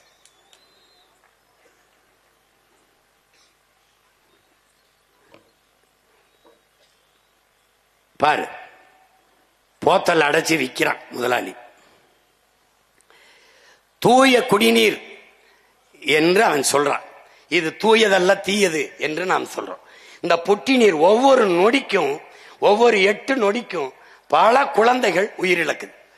ஏன்னா தூய குடிநீர் என்று அவன் நஞ்ச வியாபாரம் பண்றான். நீ இதை பாரு, உனக்கு பார்க்கும்போது தான் உனக்கு தெரியும். மேத்யூ பார்லோ என்கிற நீரியல் எழுத்தாளர் என்ன சொல்றான், இதுல நச்ச கலக்கிறான்டாங்கிறான். இந்த நீர் குடிக்கும் போது ஒரு சுவை வருவதற்காக அவன் இது தூய நீர் அல்ல வரு, so pure we promise nothing. இந்த அவன் என்ன பண்றான், இந்த நீரை தூய குடிநீர் என்று டயமெத்தோட் இந்த விஷம் மருந்து கலக்கிறான். 13 மடங்கு இதுல கலக்கிறான். இது பூச்சிக்கொல்லி அல்ல, உயிர்கொல்லி. இதனால என்ன வருதுன்னு நீ நினைக்கிறீன்னா, பிறக்கும் போதே குழந்தை புற்றுநோயோட பிறப்பது, தாய்களுக்கு மாறு புற்றுநோய் வருவது, 3-4 வந்தது டைமெத்தட். இதுல பாத்துக்க, உயிர்கொல்லி. பூச்சிக்கொல்லின்னு சொல்லக்கூடாது. ட்ரஸ்ட் இன் எவரி டிராப் என்ன சொல்றான் பாரு. பூச்சிக்கொல்லின்னு ஏன் சொல்லக்கூடாதுன்னா, அப்பாட்ட கேக்குறாங்க, பூச்சிக்கொல்லின்னா பூச்சிக்கொல்லியை குடிச்சா நீ உயிரோட இருப்பியா, செத்து போவ. அப்படின்னா அதுக்கு பூச்சிக்கொல்லி இல்ல, உயிர்கொல்லி. அதனால இது உயிர்கொல்லி. இந்த நீரை நாம குடிக்கிறோம். அது குடிக்கிற தன்மையோடு இருக்கா? ஆர்கனோ பயாபாஸ், இந்த ஆர்கனோ குளோரிஃபார்ம், இந்த பாரு இதுல அந்த இங்க பாரு, சுழியம் புள்ளி, சுழியம் 5 மில்லிகிராம் மேல இருக்கக்கூடாது. ஆனா சுழியம் புள்ளி, சுழியம் 7-3 மில்லிகிராமுக்கு அவன் கலக்கிறான். இந்த பாரு,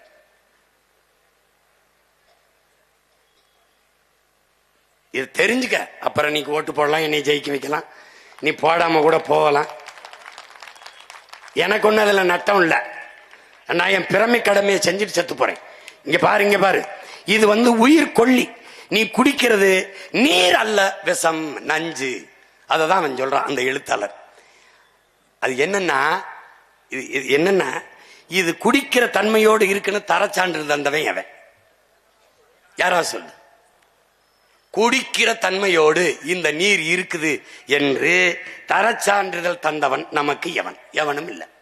இவன் குழந்தை நீர் சுவைக்காக இந்த பிக்சட், இங்க பாரு, இதுல என்ன பண்றான், பிக்ஸி டஸ்ட்ங்கிற இந்த மந்திர தூசிங்கிற அந்த சுவைக்காக இந்த மந்திர பொடியை அதுல கலந்து அவன் என்ன செய்யற, குடிக்கும் போது தண்ணீர்ல தாக நிக்கும்.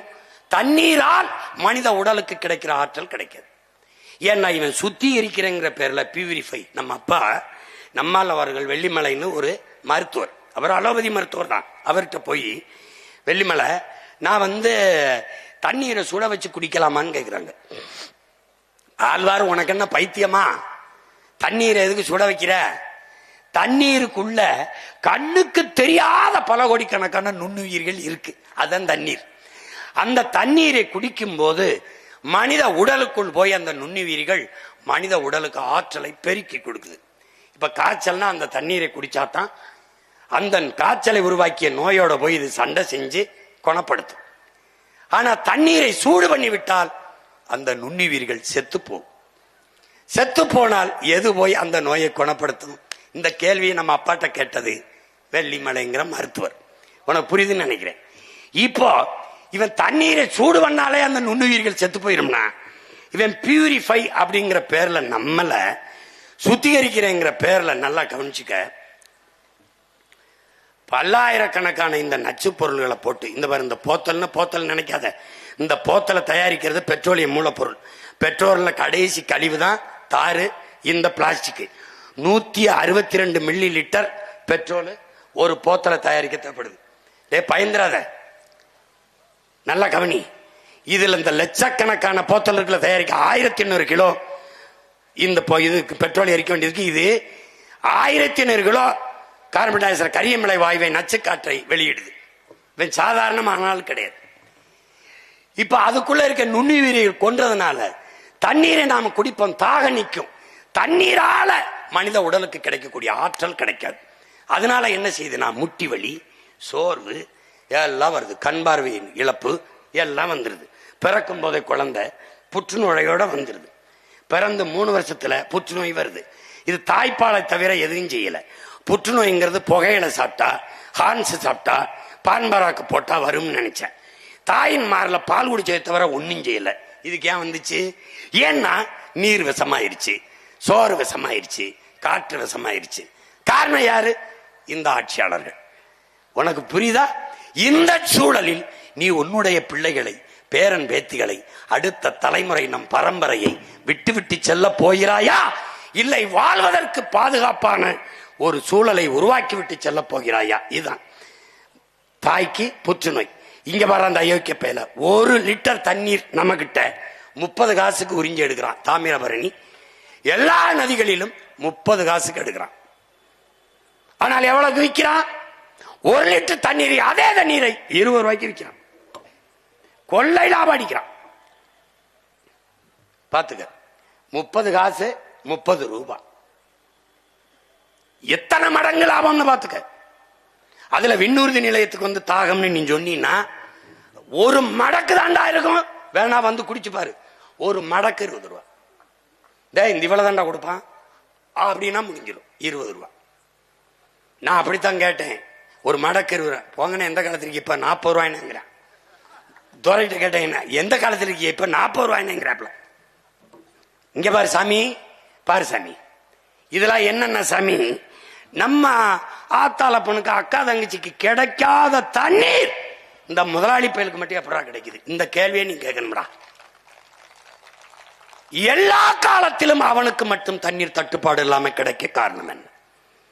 என் ஆத்தா குடத்தை தூக்கிட்டு அலைகிறா, என் அப்பே அலைகிறான், என் தங்கச்சி, என் பெரியம்மா, சின்னம்மா எல்லாரும் நாங்கள் தண்ணீரை தேடி வேட்டையாடும் போது அலைபேசியில் அழைச்சு பேசினவன எத்தனை லிட்டர் தண்ணீர் வேணாலும் அடுத்தனுடைய வீட்டில் இறக்குறானே, அவனுக்கு எப்படி வருது?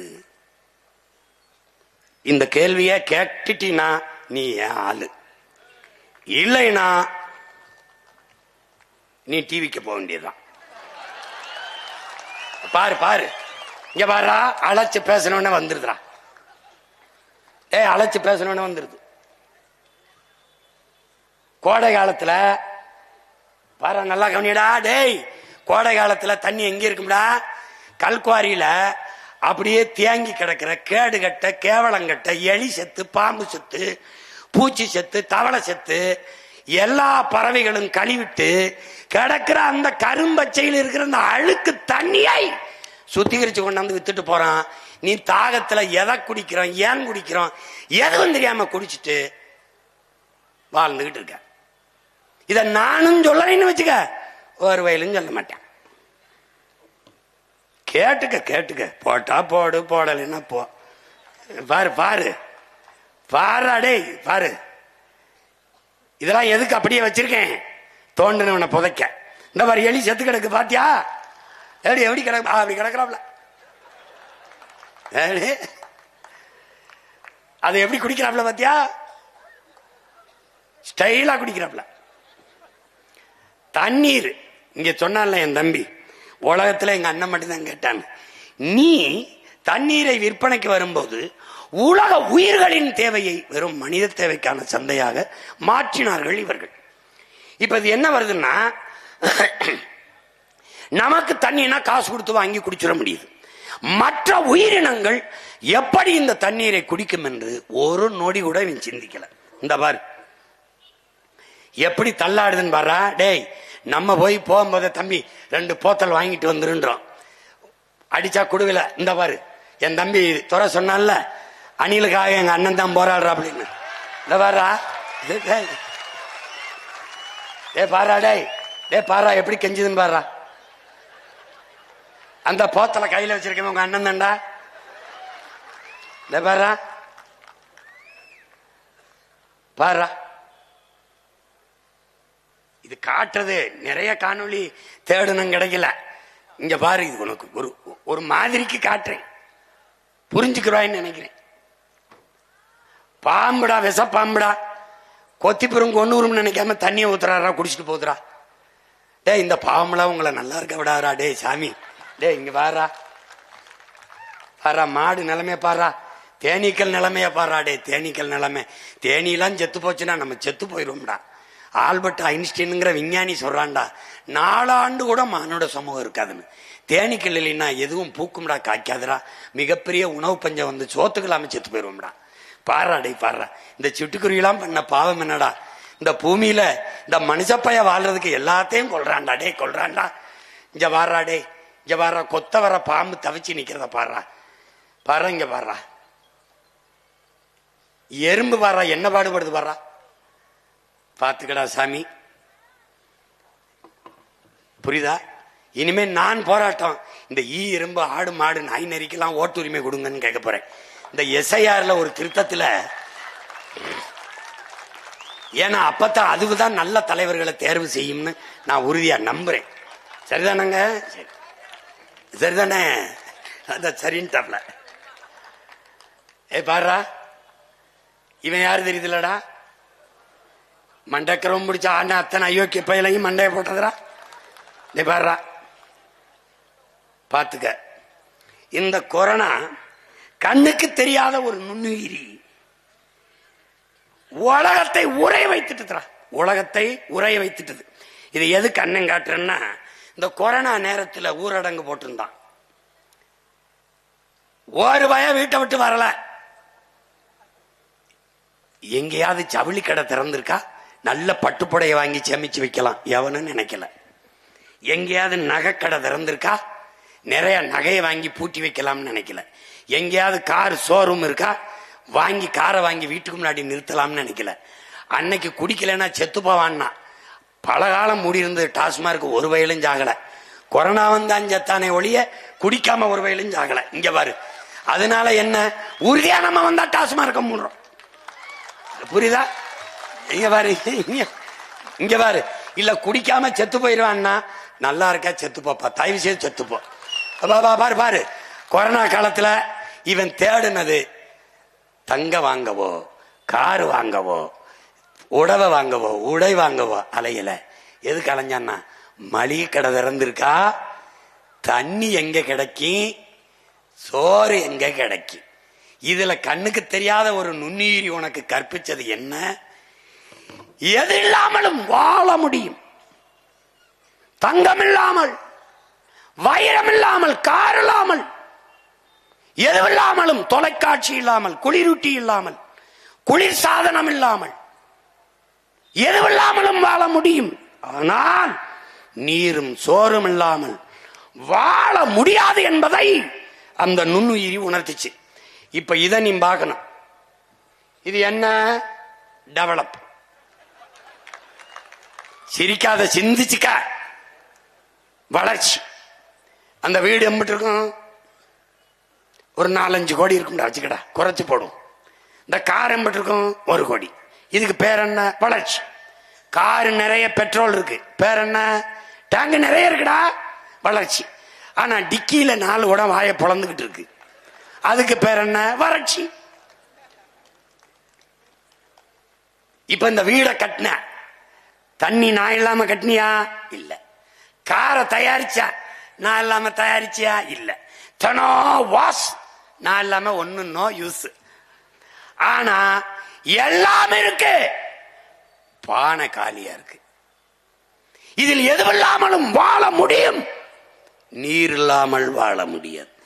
இதை தாண்டா பலாயிரம் ஆண்டுகளுக்கு முன்பு நம் மூதாதை நீரின்றி அமையாது உலகம் படிட்டாண்டா. இங்க பாரு, அடுத்து பாரு, காரு வளர்ச்சிடா, டெவலப். இது என்னடா? எங்கூர் தான், ராமநாதபுரம். மோட்டர் பைக்கு எம்பிட்டா, மோட்டர் பைக்கு லட்சம். டேங்க் நிறைய பெட்ரோல். ஆனா குடங்கள் காலியாக இருக்குது. இதுக்கு பேர் என்ன? வளர்ச்சி. வளர்ச்சி. நீர் வேட்டைக்கு கற்கால மனிதர்களைப் போல எங்களவர்கள் கற்காலத்தில் கூட நாம் இவ்வளவு நீர் வேட்டைக்கு போல. ஏன்? நீர் இருந்தது. பாத்துக்க பாத்துக்க, இப்ப தெரிஞ்சுக்க. இதுக்கு பேர் என்னடா? சமூக சமநிலைடா. டெவலப். அடுக்குமாடி கட்டடம், குளிக்க நீச்சல் குளத்தில் தண்ணீர், பக்கத்திலே தாய்மார்கள் வெறுங்குடத்தோடு குடிக்க இல்லை தண்ணீர். பேர் என்னடா? டெவலப்டா. டேய், என் உடன் பிறந்தானே டெவலப். இது என்னடா? டெவலப். இதெல்லாம் வளர்ச்சியில் வருகிறது. என் உடன் பிறந்தவனே, வளர்ச்சியில் வருகிறது. பாத்துக்க. செல்போன் இல்லாம, ஏசி இல்லாம, பிரிட்ஜ் இல்லாம, நகை இல்லாம எதெல்லாம் வாழ முடியும். ஆனால் நீரும் சோறும் இல்லாமல் உன்னால் வாழ முடியாது. பாத்துக்க.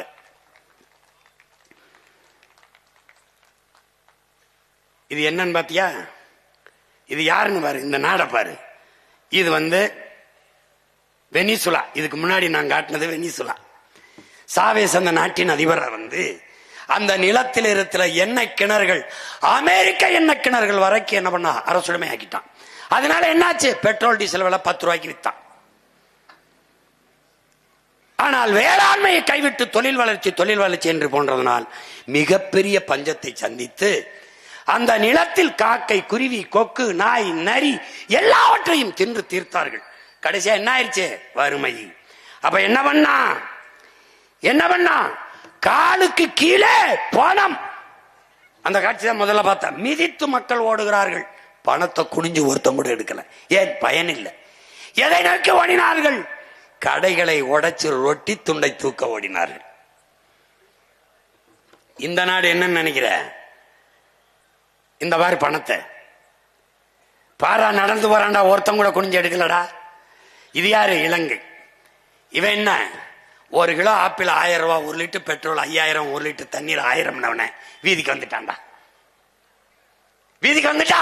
புரட்சி, கிளர்ச்சி. என்னாச்சு? பலகாலம் அதிபராக இருந்தவன் 3 விழுக்காடு வாக்கை வச்சிருந்தவன் அனுரா திசநாயக்கா. 3 விழுக்காடு தான்.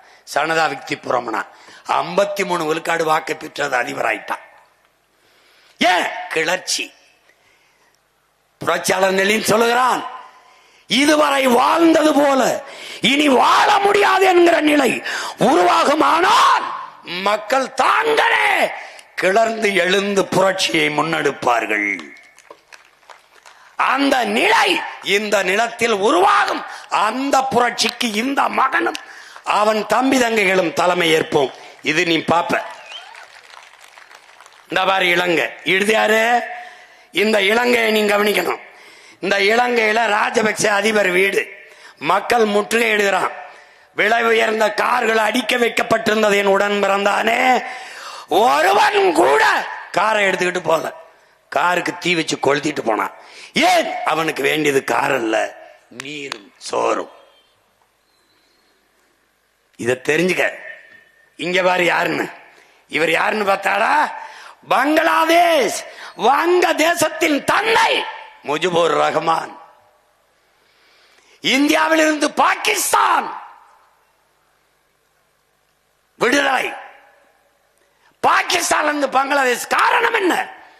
இந்தியாவிலிருந்து பாகிஸ்தான் ஒரே மதம், ஓர் இறை, ஒரே வழி, நபிகள் நாயகத்தின் மொழி. பாகிஸ்தான் இருந்து பங்களாதேஷ் தனி நாடு. ஏன்? உருது ஆட்சி மொழி, அதிகார மொழி. முகமது அலி ஜின்னா டாக்கா பல்கலைக்கழகத்திலே படித்துக் கொண்டிருந்த முஜிபுர் ரஹ்மானும் அவன் நண்பனும் உருது ஆட்சி மொழி என்றால் என் தாய்மொழி வங்க மொழி என்னானது என்ற குரலை எழுப்பினான். கிளர்ச்சி, புரட்சி. தனி நாடு. மொழியின் அடிப்படையிலே, மொழி இனம் அடிப்படையிலே தேசம். அந்த தேசத்தின் தந்தை முஜிபுர் ரஹ்மான்.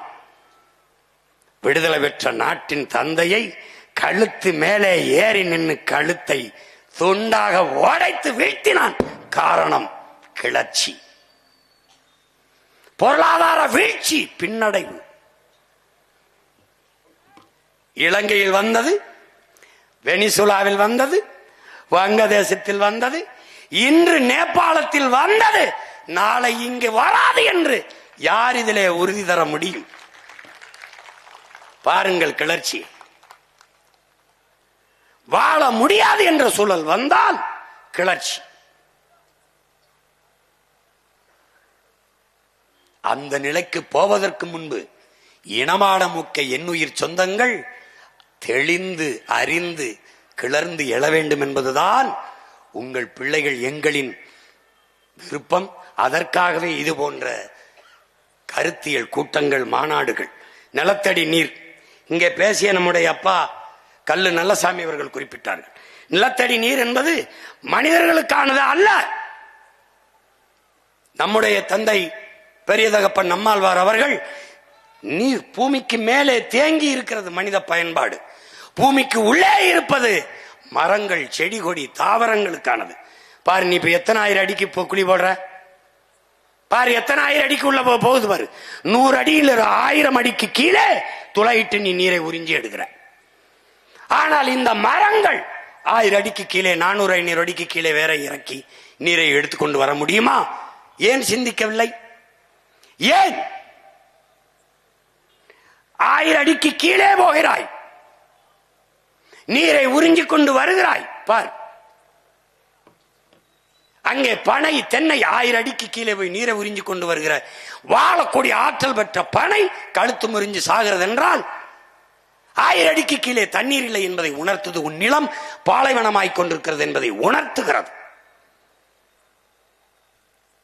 அதுக்கு பாரு, 1000 அடிக்கு கீழே போய் தண்ணீரை உறிஞ்சும் போது கடல் நீர் மட்டத்துக்கு கீழே நீ போயிடுற. அப்ப கடல் நீர் உள்ள வந்துருது, நிலத்தடி நீர் எல்லாம் உப்பாயிருது, ஒன்றுக்கும் பயன்படாத ஆயிருது. அப்ப 1000 அடிக்கு கீழே உறிஞ்சு கடல் நீர் பூமிக்குள்ளே புகுந்து விட்டால் எதற்கும் பயன்படாது. இங்கே பார், நம்முடைய மூதாதை இளங்கோவடிகள் முல்லையும் குறிஞ்சியும் முறைமையில் திரிந்தால் நல்ல இயல்பளந்து நிலம் நடுக்கு விற்று பாலை எனும் படிமம் கொள்ளும் என்று பாடுறார். முல்லை என்ன செய்யற? காடுகளை எல்லாம் அழிச்சிடுற. குறிஞ்சி மலையெல்லாம் நொறுக்கிற, கல்குவாரி. அப்ப நிலம் என்ன ஆயிருது? பாலை எனும் படிமம் கொன்றது. புரியுதா? எந்த உயிரினமும் வாழக்கூடிய வாய்ப்பு இல்லாது பூமி மாறிடுது. ஆக்குறது யாரு? நீதான். இப்ப கடைசிக்கு எங்க வர்றான்? இதுவரை நான் பேசினேன் அண்ணன், இப்ப நம்ம எல்லாருடைய ஆத்தா பேசுறா. யாரு? தண்ணீர். உலக உயிர்களின் மாதா, உலக உயிர்களின் தாய், எல்லா உயிருக்கும் பாலூட்டிய நம் பெருந்தாய் பேசுறா. தண்ணீரின் கண்ணீர் என்ன சொல்றா? என்னரும் பிள்ளைகளே, என்னருமை செல்வங்களே, எல்லாருக்குமாகத்தான் நான் பூமியிலே மழையாக விழுந்தேன், தூய நீராக விழுந்தேன். அதை நீ என்னவாக்கி வச்சிருக்கிறாய் பார். இது என்னன்னு நினைக்கிற? இது ஆறுல, காவிரி ஆற்றில் அவன் திறந்து விட்ட தண்ணீடா? டேய் பாரா ஒரு தடவை. என்ன செய்யறான்? ஆலை கழிவுகளை, சாய கழிவுகளை சேர்த்து வைக்கிறான். நமக்கு தண்ணீர் திறக்கும் போது அதோட சேர்த்து திறக்கிறான். எப்படி வருது பாரு. இந்த நீரை நதியெங்கும் ஓட விட்டு அந்த நீரை நிலத்துல பாசனத்துக்கு பயன்படுத்தினால் இந்த நீர் நஞ்சு. அது போய் நிலத்துல படிந்தால் என்ன விளையும்? நஞ்சு. இந்த நீரை எடுத்து குடித்தால் என்ன குடிக்கிறாய்? விஷத்தை. இந்த நீரை மற்ற உயிரினங்கள், மான், யானை, புலி, சிங்கம், கரடி, கொக்கு, குயில், மாயில் எல்லாம் குடிக்கிறது. எதை குடிக்கிறது? விஷத்தை. பார் என்ன பண்ணி வச்சிருக்க பார். என்ன கேட்கிறா? இப்படியாடா நான் உங்களுக்கு தந்தேன், இப்படியா தந்த, அதை நினைச்சுத்தாண்டா நான் கண்ணீர் வடிக்கிறேன். என் பிள்ளைகளே, என் பிள்ளைகளே, நான் பெற்ற செல்வங்களே, உங்களை நினைச்சு தாண்டா நான் அழுகிறேன். இங்க பாரடா என் மக்களே, என் பிள்ளை செல்வமே, பாரடா உன் தாயின் வயிற்றிலே, உன் தாயின் வயிற்றிலே உன்னை பத்திரமாக உன் தாயின் கருப்பையிலே தண்ணீர் குடத்திலே நான் தாண்டா உன்னை சுமக்கிறேன். பாரா, கையை கால அசைச்சு இதமான வெப்பத்துல உன்னை பத்திரமாக பாதுகாத்தது வச்சது நான் தாண்டா உன் தாயின் கருப்பைக்குள்ளே. பிறக்கும் போது மகனே, என் மகளே, என்னை உடைத்து தாண்டா பிறந்தாய். அந்த குடத்தை, உன் தாயின் பனி குடத்தை உடைத்து தாண்டா பிறந்தாய். பிறந்த உடனேயே நான் தாண்டா உன் உடலில் ஒட்டியிருக்க அழுக்கை துடைத்து குளிக்க வச்சேன். பாரா பாரா நான் பெற்ற மகனே, பார், நான் தாண்டா உன்னை குளிக்க வச்சேன். உன் தாயின் மாறல முதன்முறை பசிக்கு பால் உடித்தாயடா, பால் நான் தாண்டா. வெள்ளை நிறத்தில் உன் தாயின் மார்பு வலியே பாலாக வந்து பசிதித்தவள் நான் தாண்டா. பாரடா பாரடா நான் பெற்ற மகனே, பாரடா பார், உன் தாயின் மாறில் பால் நான் தான். பார் பார், அவள் உண்ட தண்ணீரின் வழியாக நான் தானடா சோறு உண்டாய் பசிக்கு. பசிக்கு நான் இல்லாத ஏதடா உனக்கு உணவு? அரிசி ஏது, பருப்பு ஏது, காய்கறி ஏது, கனிகள் ஏது? நான் இல்லாது வாழை ஏது, தென்னை ஏது, மா ஏது, திராட்சை ஏது, கரும்பு ஏது, பூசணி ஏது, நெல்லி ஏது, மா ஏது, பால் ஏது, பழம் ஏது, பருப்பு ஏது? எதுவும் இல்லை நான் இல்லாது. சோறும் நீரும் உனக்கு கொடுத்து வளர்த்தவள் நான் தானடா. பாரடா என் அன்பு மகனே, பார் பார், நீ வளர்ந்து மகளே நீ பூப்பெய்தாய், பெருமனுஷியானாய், உன்னை நன்னீராட்டு என்று குளிக்க வைத்தவள் நான் தானடா மகளே, நான் தான். பார், நான் தான். பார், பாரடா பார், நீ வணங்குகிற கோயில் குடமுழுக்கு நன்னீராட்டு நான் தானடா. பாரடா, நான் தான், நான் தான் என் மக்களே. பார், தீர்த்தம் புனித நீர் நான் தான், நான் தான். நீ செய்த பாவத்தை தொலைக்க புனித நீர் என்று கங்கை, யமுனை, சரஸ்வதி என்று முன்னதிகளும் கலக்கிற இடத்தில் குளிக்க வந்தாயடா, நான் தானடா. அது உன் பாவத்தை போக்கிய தாய் நான் தானடா. பாரடா, நான் தான். உன் பாவத்தை கழுவியவளும் நான் தான். பார், மகிழ்ச்சியில் சிரித்தாய், கண்ணீராக வழிந்ததும் நான் தான். துயரத்தை வடிக்க முடியாமல் அழுதாய், கண்ணீராக வந்தவளும் உன் துயரத்தை வடித்து கழுவியவளும் கண்ணீர் வழியே நான் தான். பாரடா மகனே, பார் பார், வளர்ந்தாய், வாழ்ந்தாய், வாழ்ந்தாய், இறந்தாய், நான் தானடா. பிறந்தாய், குளிக்க வைத்தேன், இறந்தாய், நான் தானடா குளிக்க வைத்தேன். உன் இறுதி பயணத்தை தொடர்ந்தாய், பிறக்கும் போது பனி குடத்தை உடைத்து வெளியே வந்து பிறந்தாய், இறந்த போது குடத்தை உடைத்து உன் பயணத்தை தொடர்ந்தாய். பாரடா மகனே, புதைந்தாய், புதைந்தாய், பூமிக்குள் இறுதியாக புதைந்தாய். உன்னை மூழ்கி உன் சவக்குழியை மூழ்கியவன் நான் தானடா மகனே, நான் தான். பார், உன் சமாதியை எரிந்தாய், எரிந்தாய், எரிந்தாய், சாம்பலானாய், என்னில் தானடா உன்னை கரைத்தார்கள். பாரடா என் அன்பு மகனே, பாரடா என் அன்பு மகளே, என்னில் தானடா நீ இறுதியாக கரைந்தாய். தாய்ப்பாலை, தாய்ப்பாலை யாராவது வியாபாரம் செய்வார்களாடா பிள்ளைகளே? என்னை எப்படிடா உங்களுக்கு விற்கலாம் என்று எண்ணம் வந்தது? எப்படியடா, எப்படியடா என் பிள்ளைகளே, எப்படி எப்படி என்னை வித்து பிழைக்கலாம்?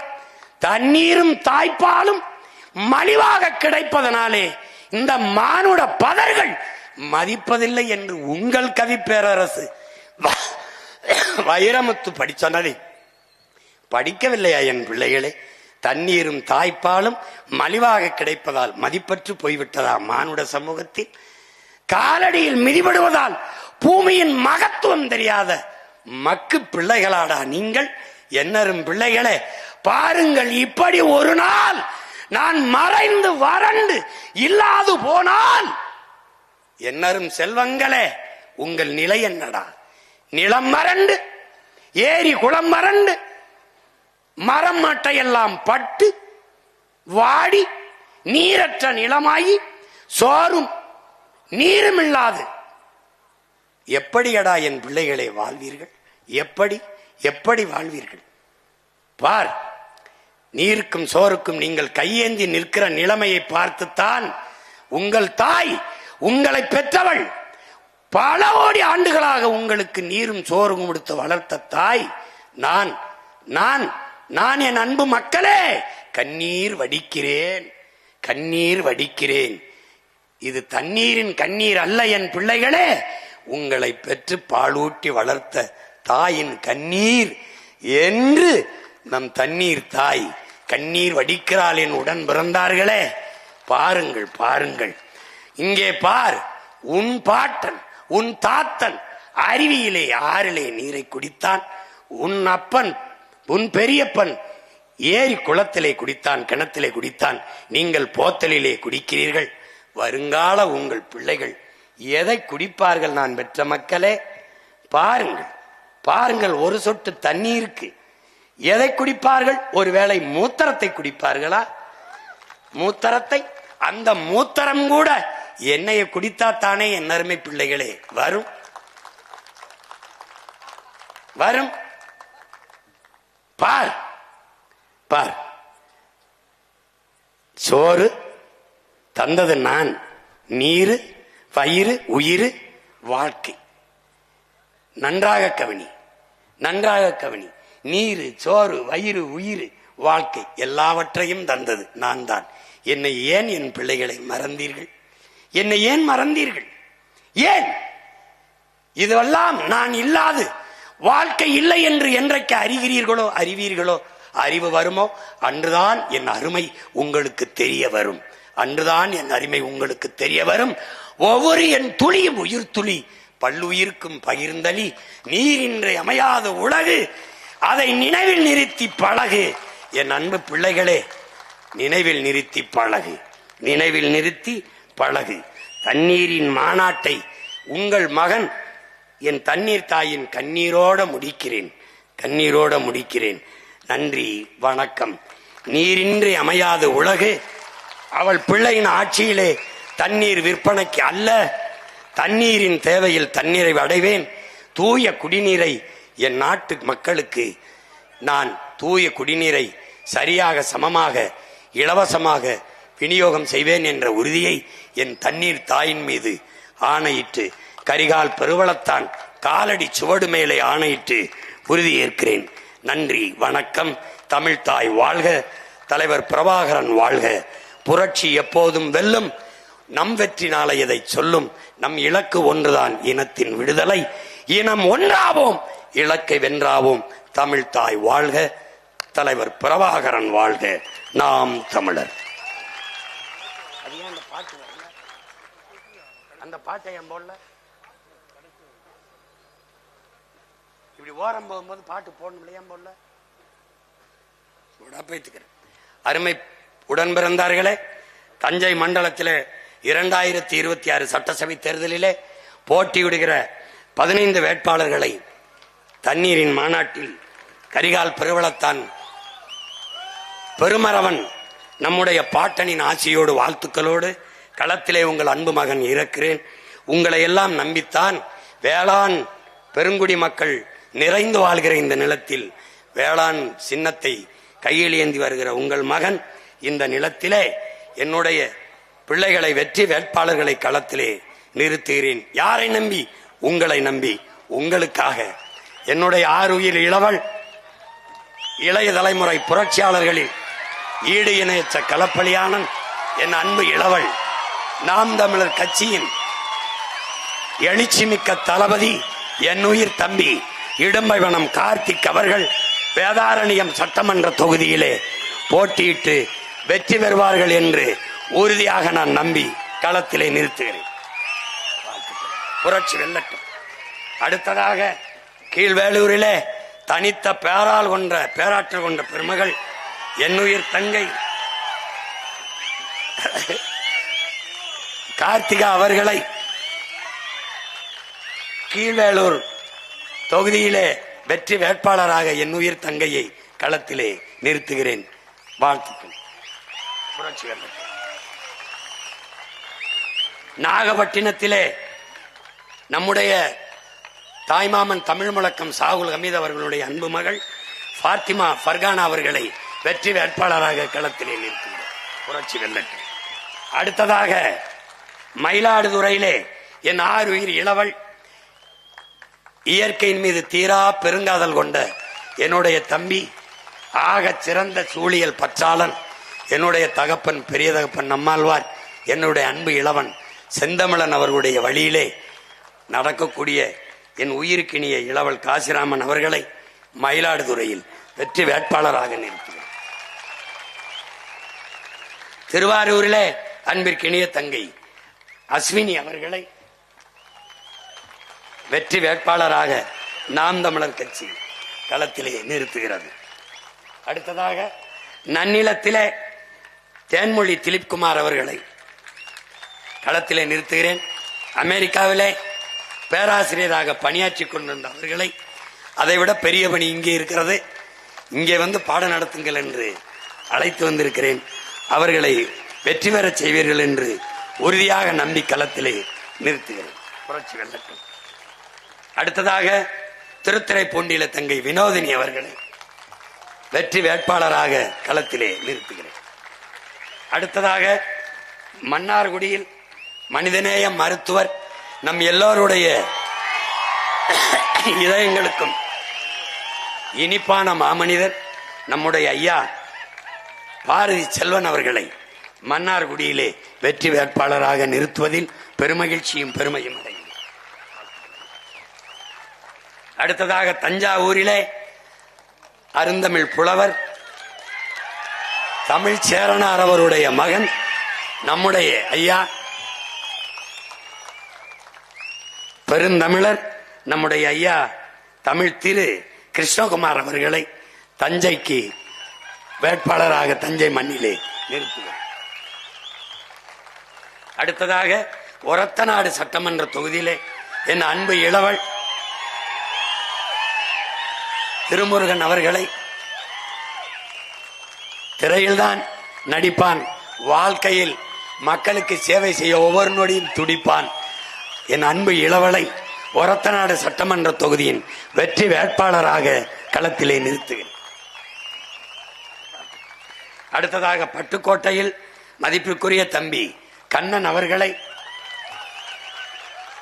வெற்றி வேட்பாளராக அறிவிப்பதில் பெருமையும் மகிழ்ச்சியும் அடைகிறேன். சிங்கப்பூர்ல இருந்து வந்திருக்காப்ல, தேர்தலில் போட்டியிடுறது. அடுத்ததாக கும்பகோணத்திலே என் ஆருயிர் இளவல் வழக்குரைஞர் ஆனந்த் அவர்களை கும்பகோணம் சட்டமன்ற தொகுதியின் வெற்றி வேட்பாளராக அறிவிப்பதில் மகிழ்ச்சியும் பெருமையும் அடைகிறேன். அடுத்ததாக பேராவூர்ணியில் என் ஆருயிர் இளவல் அன்பு தம்பி ராஜாராம் அவர்களை வெற்றி வேட்பாளராக அறிவிப்பதில் பெருமையும் மகிழ்ச்சியும் அடைகிறேன். அடுத்ததாக பாபநாசம் சட்டமன்ற தொகுதியில் என் அன்பு தங்கை அனீஸ் பாத்திமா அவர்களை பாபநாசம் தொகுதியின் வெற்றி வேட்பாளராக அறிவிப்பதில் பெருமையும் மகிழ்ச்சியும் அடைகிறேன். திருவையாறு தொகுதியில் நம்முடைய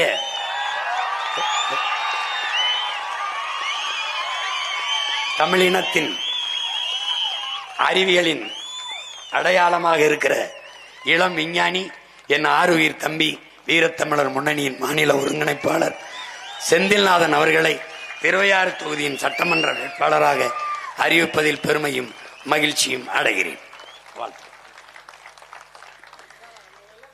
இந்த வேட்பாளர்கள் நாம் தமிழர் கட்சியின் வேட்பாளர்கள் அல்ல, இந்நாட்டு மக்களின் உங்களின் வேட்பாளர்கள், தமிழர்களுக்கான வேட்பாளர்கள். எங்களின் வெற்றி என் கட்சியின் வெற்றி அல்ல, இந்த இனத்தின் வெற்றி, தமிழ் பேரினத்தின் வெற்றி. அருண்மொழி சோழன், அரசேந்திர சோழன், கரிகால் பெருவளத்தானின் பரம்பரைக்கு கிடைத்த வெற்றி, தாழ்ந்து வீழ்ந்து கிடக்கிற தமிழ் பேரினத்தின் மீட்சி எழுச்சிக்கான வெற்றி. எனவே அறிவார்ந்த தமிழ் சமூக மக்கள் யாரோடும் கூட்டில்லாமல் 5வது முறையும் களத்திலே தனித்து மக்களை நம்பி மக்களுக்காக நிற்கிற ஒரு அரசியல் பேரியக்கம். எங்களை என் இனமான சொந்தங்கள் கைவிட்டுவிட மாட்டார்கள், வெற்றி பெற வைப்பார்கள் என்ற அசைக்க முடியாத நம்பிக்கையில் என் பிள்ளைகளை களத்திலே நிறுத்தி இருக்கிறேன். புரட்சி எப்போதும் வெல்லும். உங்கள் பிள்ளைகள் எங்களின் வெற்றி அதை சொல்லும். எங்கள் இலக்கு ஒன்றுதான், இனத்தின் விடுதலை. இனம் ஒன்றாவோம், இலக்கை வென்றாவோம். தமிழ் தாய் வாழ்க, தலைவர் பிரபாகரன் வாழ்க. நாம் தமிழர்.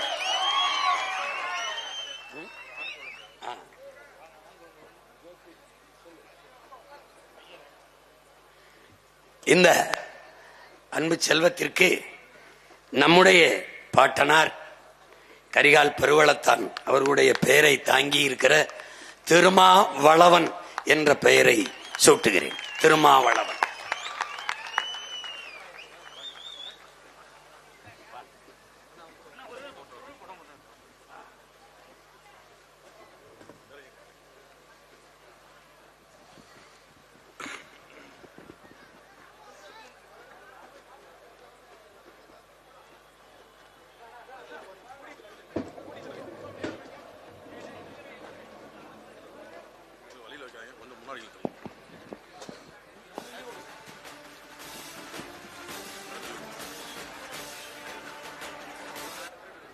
ராஜாதிராஜன் வீராதி வீரன் பண்டார்